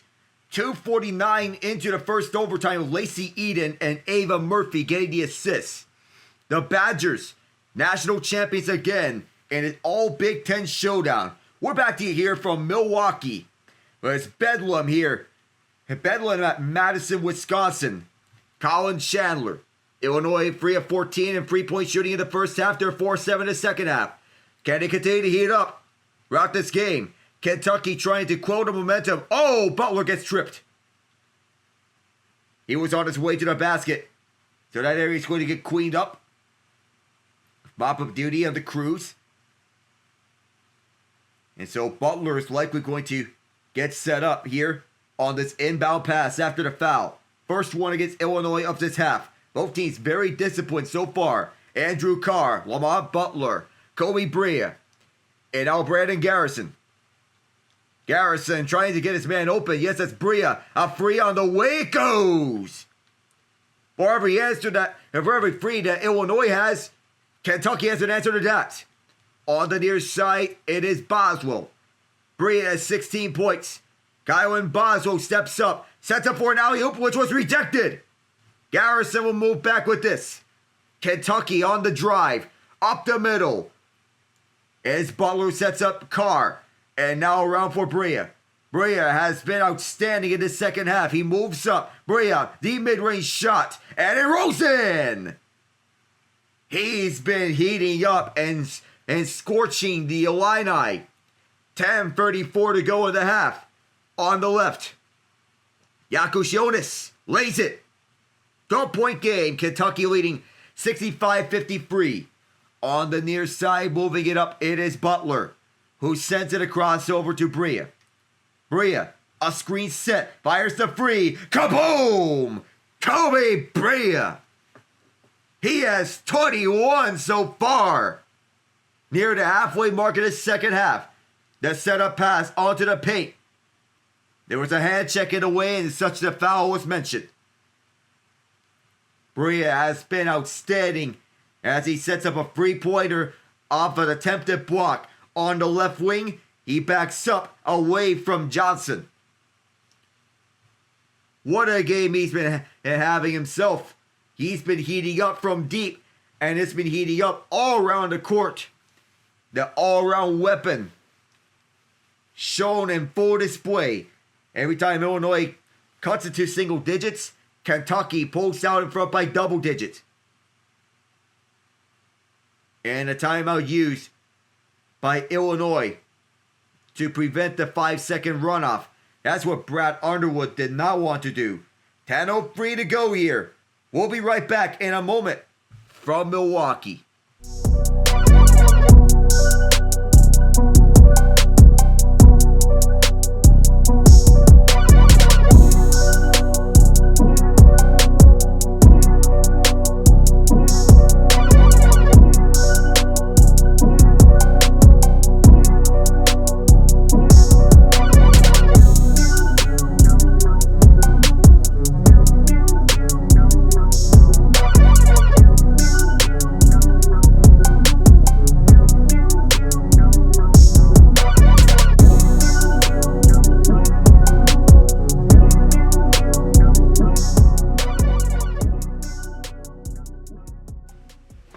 Back here in the halfway mark, it was actually Kentucky who took a timeout. Probably a matter of strategy to prevent Illinois from getting a hot run.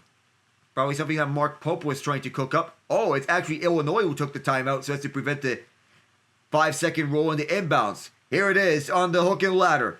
Yakushionis in and out. Offensive rebound grab by Illinois. Oh, and a foul is called as Morris Johnson tried to lay it. Morris Johnson, one of the best offensive rebounders in the NCAA, coming off the bench. Trying to make this a 13-point game is Brad Underwood. Wanting to motivate his players. 4 rebounds for Johnson. 2 points so far in this game. 9:56 remaining. Illinois needs life in this. The first shot. That's good. 54 their points so far. They still trail by 14. 68-54. Johnson still has one more shot with him. So Illinois needing some semblance of momentum. They need something, a spark. Second shot. Short. And his rebound is grabbed by Almodor. Ansley Almodor leading the way. Kentucky has 12 steals, 4 blocks, and off those turnovers, they had 22 points in total. Lamont Butler has been a hero in March Madness before. Can he be a hero again? On the right side is Brea. Brea fakes out a man, gets himself open, and he hits it. The lead is up to 16, and Kobe Brea leading the charge for the Wildcats. Through the far side is a setup from Yakushonis backwards. Yakushonis. The three-pointer is missed, but it's kept inside. Yakushonis tries it. That's also missed. And rushing up for the rebound is Butler. Consecutive misses, Yakushonis and Ivicic. Left wing free for Kentucky. Oh, that took several bounces. And Trey White goes back the other way. Through the far side. White. Inside the arc. Onto the free throw line. It bounces up and stayed out. A third and fourth try. Those missed. Kentucky secures a rebound. Talk about hot potato. 8:43 to go in the second half. Kentucky looking to get back to the Sweet 16 for the first time since the last decade. On the left wing, this free on the way is short. And this rebound up for grabs, tipped up, and it's held by the Wildcats. On the way back on the right wing, Butler moves it up to the free throw line, hook and ladder. Almodor bounces out. And it's grabbed by Morris Johnson. Up the middle, it is Kylan Boswell. Boswell will look to set up for Ivicic. Ivicic fires short. And rushing to this rebound, it is Trey White.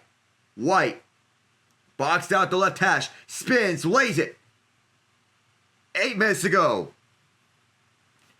Kentucky has had the advantage all throughout. Largest Sweet 16. Illinois trying to pull off the impossible and make it possible. 70-56, the Kentucky lead here. On the box out as Butler runs right into Ivicic. Play stops with 7:44 to go in the second half. So we'll come back to you here from Milwaukee. Kobe Brea ready to show here for the Wildcats. Looking to send the Wildcats back to the Sweet 16.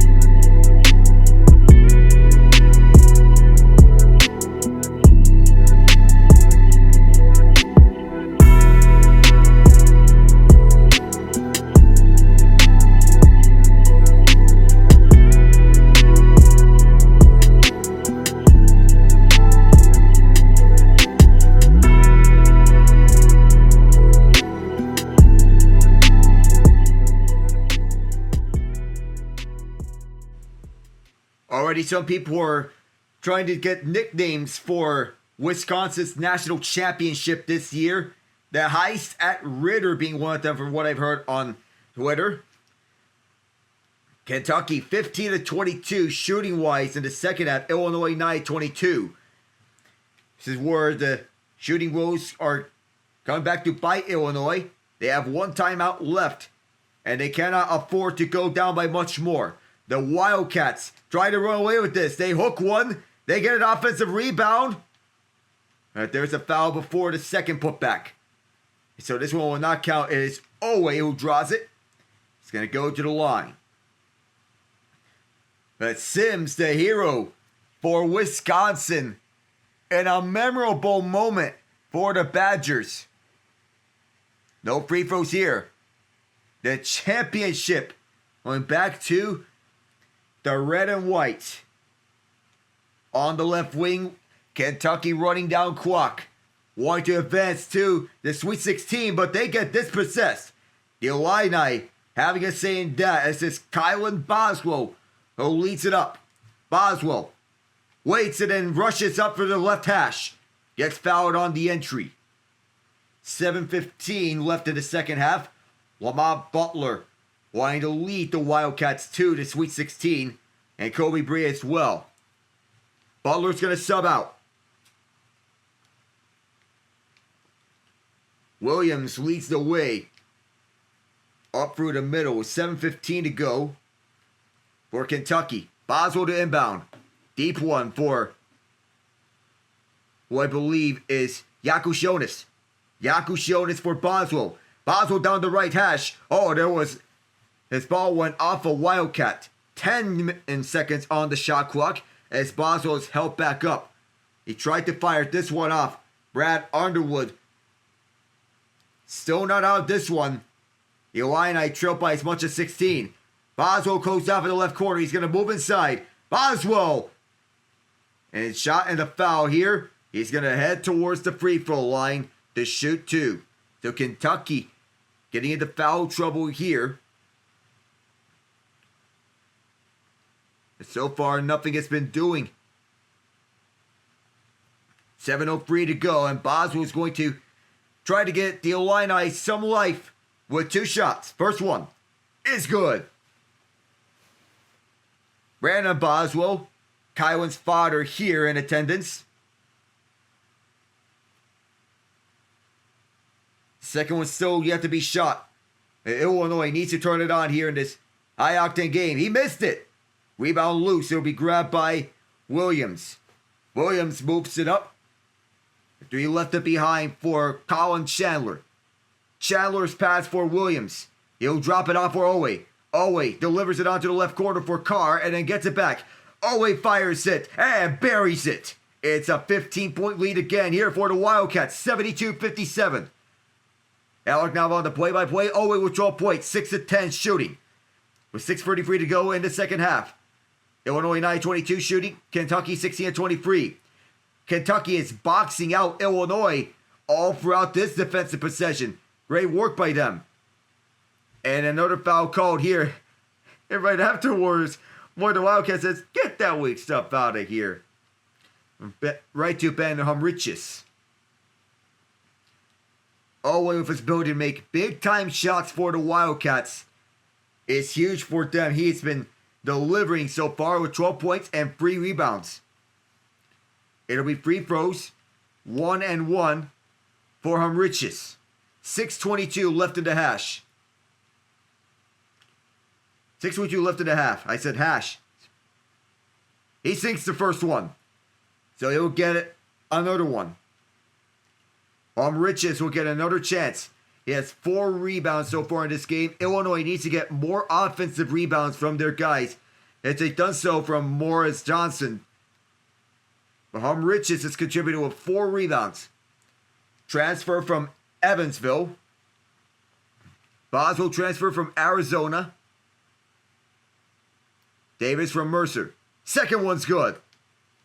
Trey White transfer from Louisville. As Ivichis checks back into the game.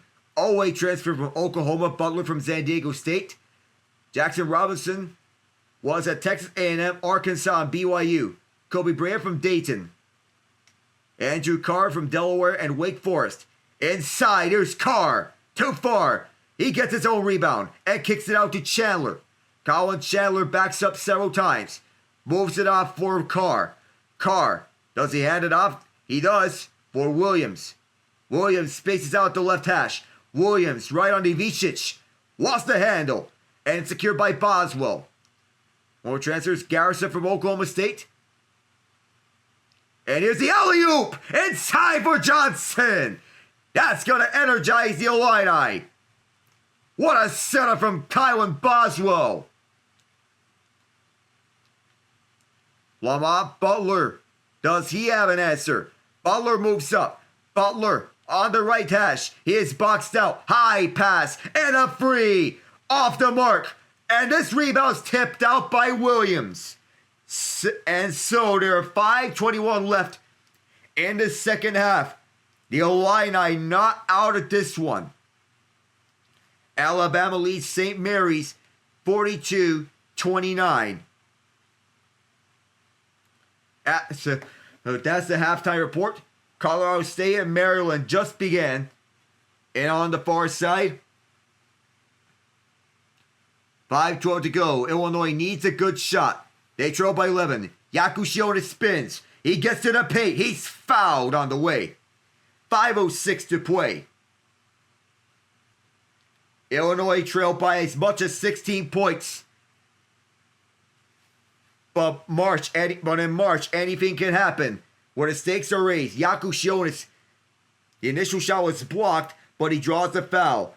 He'll shoot 2. He's got 5 in each half. This is his first trip to the free throw line, and Illinois wanting to see if he can convert. That's one's good. The first one.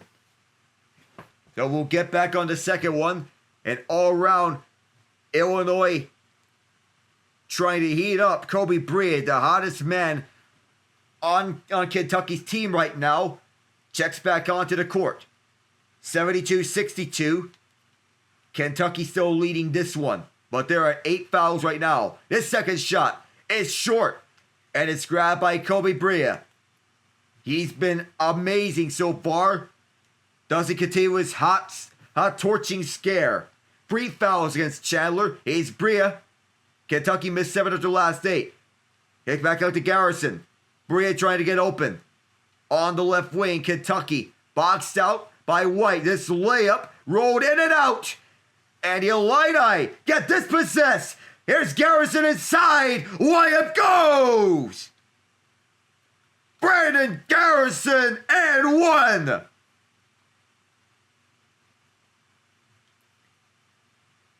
The Wildcats running wild on their offensive end of the court. The steal by Butler and the layup by Garrison. What a play. Cold-blooded steal from Butler to take that one away and set up Garrison, who has his 4th point this game. Kasparis Yakushionis watching ours. We're going to check in with the players in foul trouble. The M1 is short. Illinois down by 12. They're trying to pull off a comeback here. Ivicic has 4 fouls. One more and he's gone. On the left wing, here comes from Riley. Missed. Rebound tipped up and secured by Illinois. And they put it back. Within 10 with 4:15. On the left, Kentucky. They've been dominant throughout this game. They've been on a tear, moving from deep. Hitting their threes when it counts. Especially Kobe Bryant. Here's Butler. Double teamed. Blocked away. Illinois has a chance to cut this within single digits. Can they do it? 3:50 to go. Boswell will deliver it off to Trey White. White towards the right inside the paint. White knocks it back for Boswell. White gets back out. Boswell moves to the inside. Boswell goes onto the right corner. Here's White for free. Off the mark. Rebound secured by Carr. Opposite side, Kentucky slows it down. Waiting moments of the second half. the Wildcats. Oh, there was contact on the attempted steal. Yakushon is getting called for the foul. And some gaping O's as the jaws are dropped. 3:21 to go.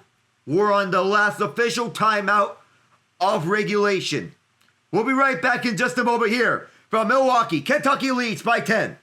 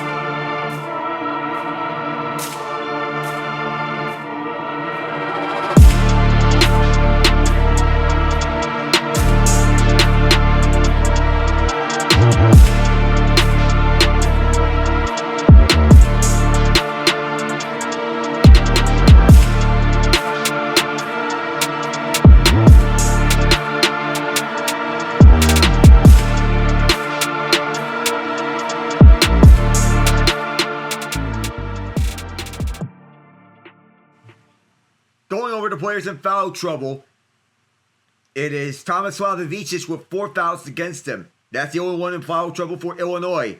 Andrew Carr and Colin Chandler each have 3 fouls. They're the 2 guys in foul trouble for Kentucky. So foul trouble means players who have 3 fouls or more at this stage of the game in the closing minutes. So Kentucky trying to hold off Illinois, who have been hanging in there but can never cut it to within single digits at this current moment. It is inside for Carr. Carr moves inside, is rimmed out, gets his own rebound back. A third try, boxed out. Carr again, can't hit it, and no! A 5th try, this one bounces. It goes to Illinois. 3:04 to go. And Mark Pope wants an explanation on why a kickball was not called. But even so, how about that kickball? Had it been a kickball, it would have been Illinois ball anyway, because that was incidental contact. Right call to make, since Illinois' ball. Boswell inside at the baseline, moves it out. Here is Ivicic. Ivicic's hook falls through, and the foul. 2:51 to play. It's an 8-point game.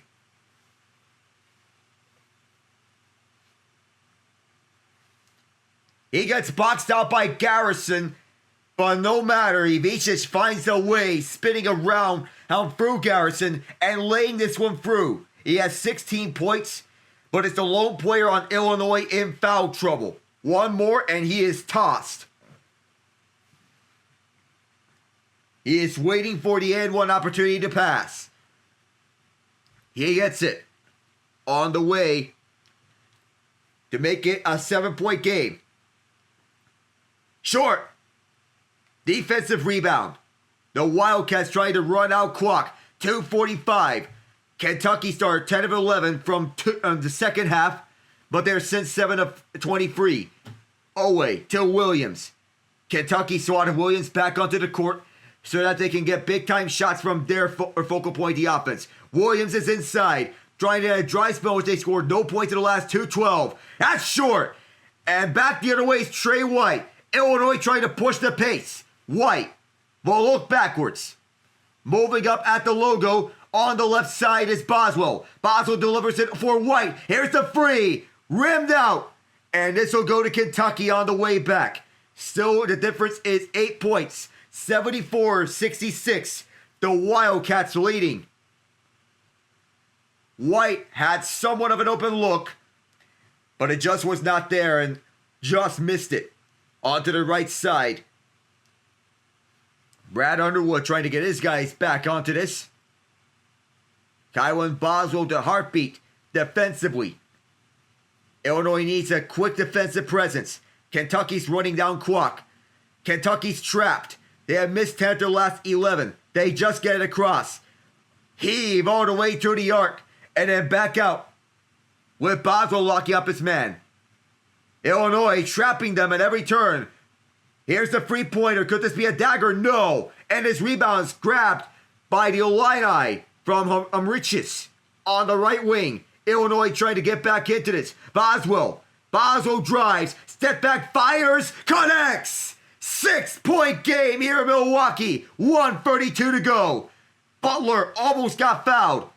And Butler steps away from the guy that was intentionally trying to foul him, and now he is intentionally fouled. Kasparis Yakushionis tried to trap him, and so did Trey White. Boswell on the step back from Brea. With Brea trying to block it, Boswell adjusted right on time. And Boswell trying to get his guys fired up.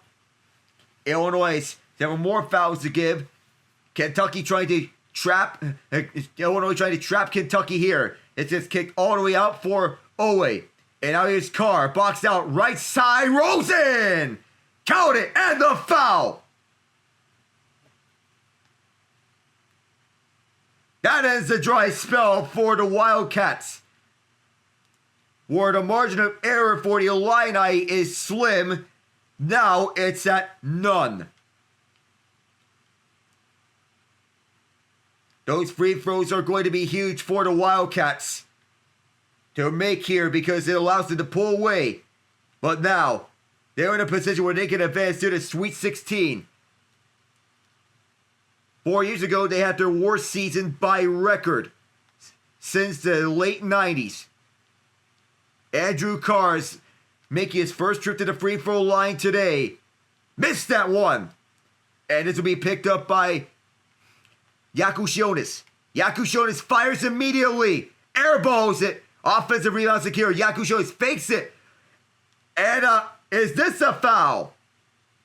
Yakushionis may shoot free here. Kentucky is visibly upset, thinking that this should not be a foul.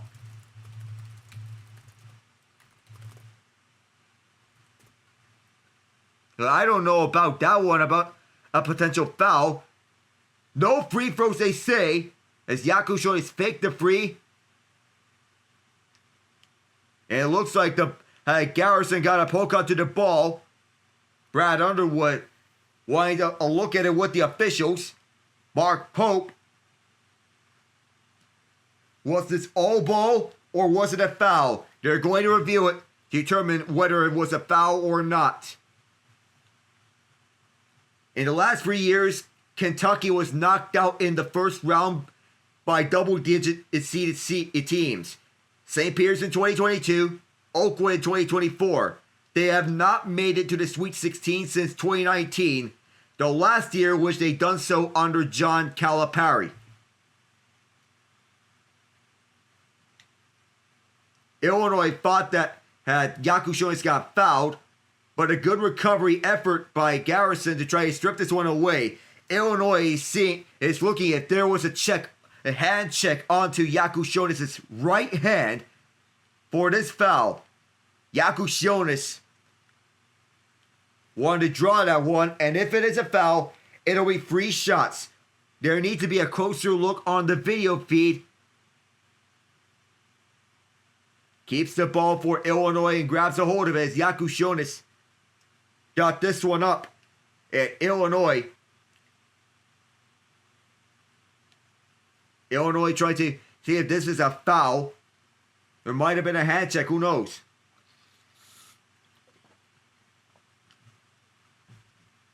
And this is going to be a great look from one angle of where this is. From the overhead, looking back, if there was a potential hand check. Is it enough to deem it a foul? This is the question.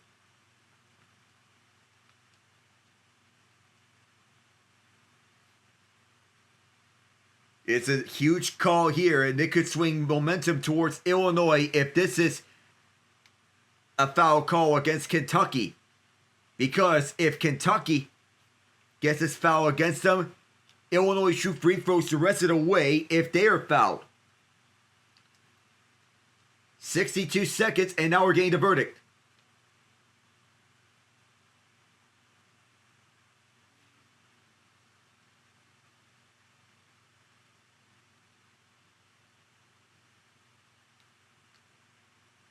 So Brad Underwood gained the explanation from the officials about this recent call with 1:02 to go. So the official was a little quiet, so we couldn't really hear it. But the ruling is that it was a steal. And the ruling is that it is all ball. It is all ball as Brandon Garrison got the poke. Right inside, and Brad Underwood, with his usual fiery demeanor, upset because it looked to be a hand check. And Underwood has still disagreed with it, saying that there was a hand check. Now Illinois has no choice but to foul Kentucky the rest of the way. What you would expect is the inbounds and then the immediate intentional foul. There it is.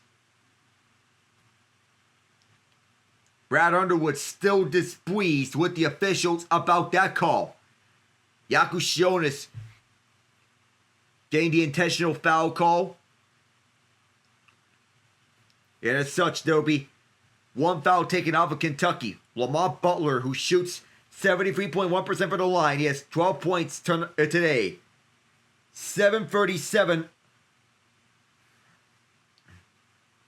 73.7% free throw shooter. Butler. This one rattles in. It is 77-68 with Butler trying to send Kentucky to the Sweet 16 for the first time in 6 years. That was the last year which they also made the Elite Eight. Trying to taste glory again. Second one's good. It's a 10-point lead now for the Wildcats. And we're on the home stretch of this game. Last minute. The Illini have to move up-tempo and get shots off quickly.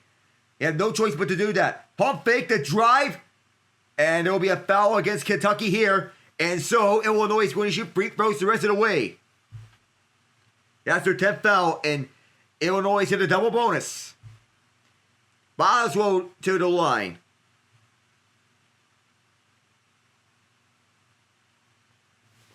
Once again, the winner faces second-seeded Kentucky in the Sweet 16. Kylan Boswell will make 79.7% of his free throw shots. I mean, the best player on Illinois today missed the first one. A rare miss for Boswell. Very rarely do you see him hit those ones off the rims. 5 assists for Boswell so far. He'll get a second chance. This is good. The lead is cut to 9. But of course, March equals madness, as Ian Genge once said. Oh, they crowd him. This ball goes out of bounds with 51 to go. And Brad Underwood wants to get his guys intentionally fouling in Kentucky. The Illini have their timeout that they can cling on to. But if this goes out of hand, this might not mean anything anymore. And now the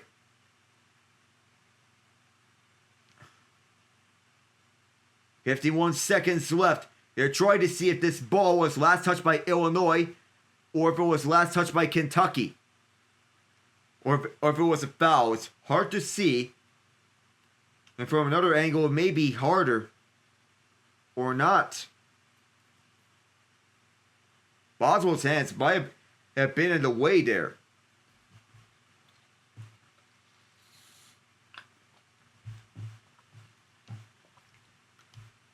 This team witnessing heartbreak after heartbreak in the latter years of Calipari. After a loss to St. Peter's and Oakland. They made it to the second round in 2023, but that was not saying much at all. And now, they're getting the call cell down on the review.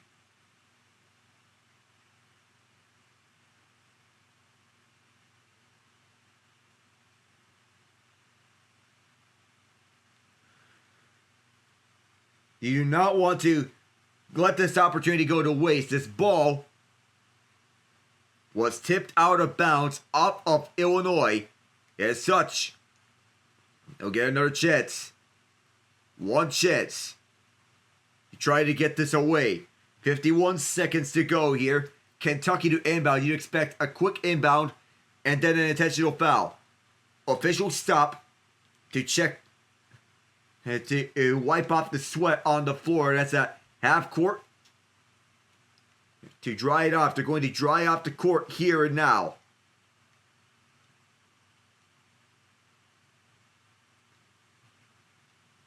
To the inbound here for Kentucky.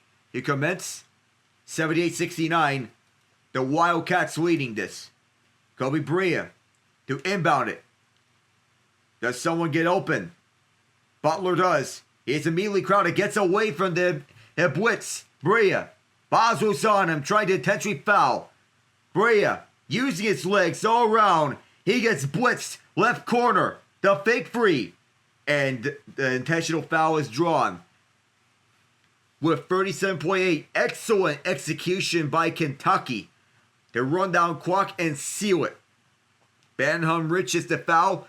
It's likely it's going to seal the deal. For the Wildcats to advance to the Sweet 16.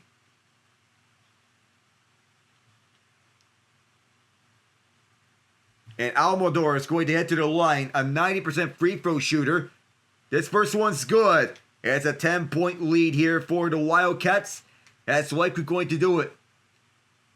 A 90% free throw shooter in Almodor.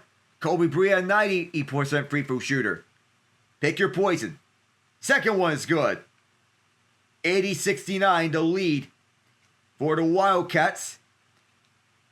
And Almodor is going to sub out. That's likely going to seal the deal here for the Wildcats. Illini made it interesting for a split second. This layup missed. And Illinois comes up on the losing end of this. More free throws. Shot clock is turned off. The intentional foul with 27.7. And that's the last we'll see of Tomislav Ivicic. He is fouled out here with 27.7 to go. Kentucky punching their ticket to the Sweet 16 in a few seconds. But these two free throws from Brandon Garrison. This one. Roll it out. And you're up against Tennessee on the next game. We'll see how this matchup fares between these two. Kentucky is deep and loaded. The second one. Good. 12-point cushion for the Wildcats. And so, Illinois looking to run this one down. On the right wing, it is Boswell. Hits a free because why not? And Butler sends this one inside. Moving through with pace as Garrison gets fouled again. Or that's Owe, rather. Clock stops at 19.3. Mark Pope looking to celebrate this win. Kobe Brea huge for the Wildcats as he's a walking highlight reel wherever he's on the court. Hitting threes and then being cold-blooded with his shots. He is amazing.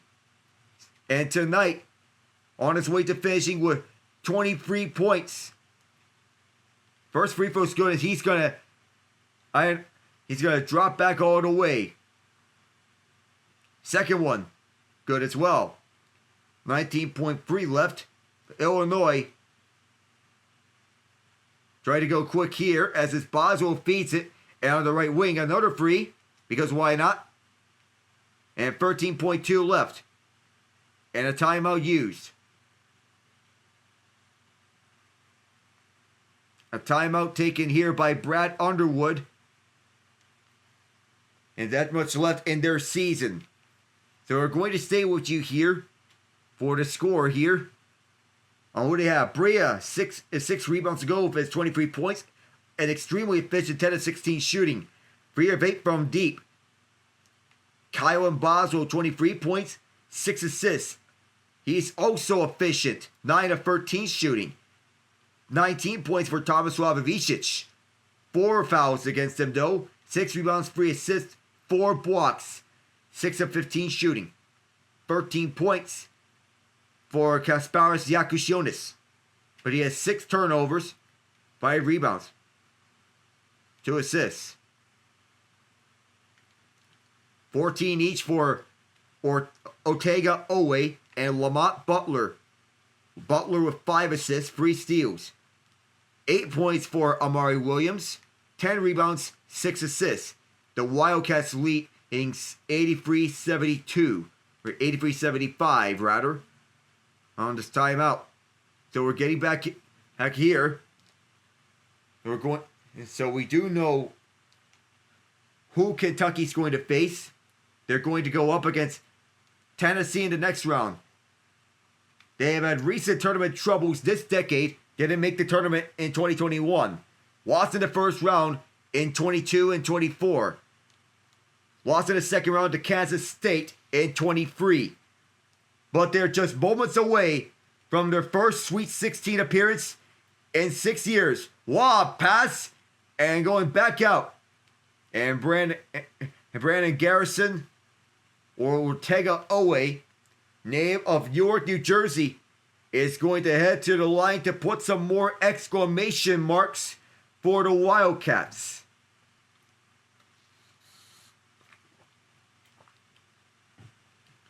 Brad Underwood watches onwards, staring in defeat. 14 points so far, but that has to feel sweet for Owe, knowing his team is going to Sweet 16. First one is good. Heartbreak for the Illini. Jubilation for the Wildcats. March Madness. You have 2 different tiers. The tears of heartbreak, the tears of joy. 1 or 2. The Illini pushing the pace. A deep three for the logo. Missed. And this rebound is up. And Kentucky will run this one out. Hello, Sweet 16. Kentucky's old friend. The Wildcats are back for the first time in 6 years.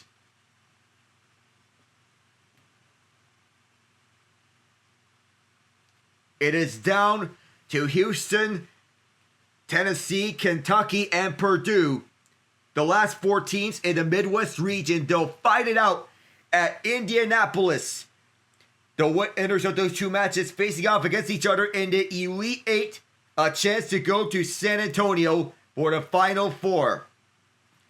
As we go over the final stat lines here. Here at Milwaukee. To wrap things up. Mentioned the players already. But for the team stats. Kentucky being the winners. 32-68 from the field. 27-62 are Illinois. Kentucky 8-21 from free. Illinois 9-32. From the line, Kentucky's 12-20. Illinois 12-19. Rebounds, Illinois 44-36. 12 of those being offensive rebounds. Assists are 18-12 for Kentucky. Kentucky, with their defense being rock solid, leading the way. 14 steals in the win. Amazing on what their defense did here. 3 steals each for Colin Chandler and Lamont Butler and Andrew Carr. They combined for 9 of the 14 steals for the Wildcats. 5-4 Illinois with the blocks. 14-5 Illinois in turnovers. And Kentucky convert those turnovers into 26 points out of turnovers. Illinois with 8 points out of turnovers themselves. 14-11 fast break points for the Wildcats.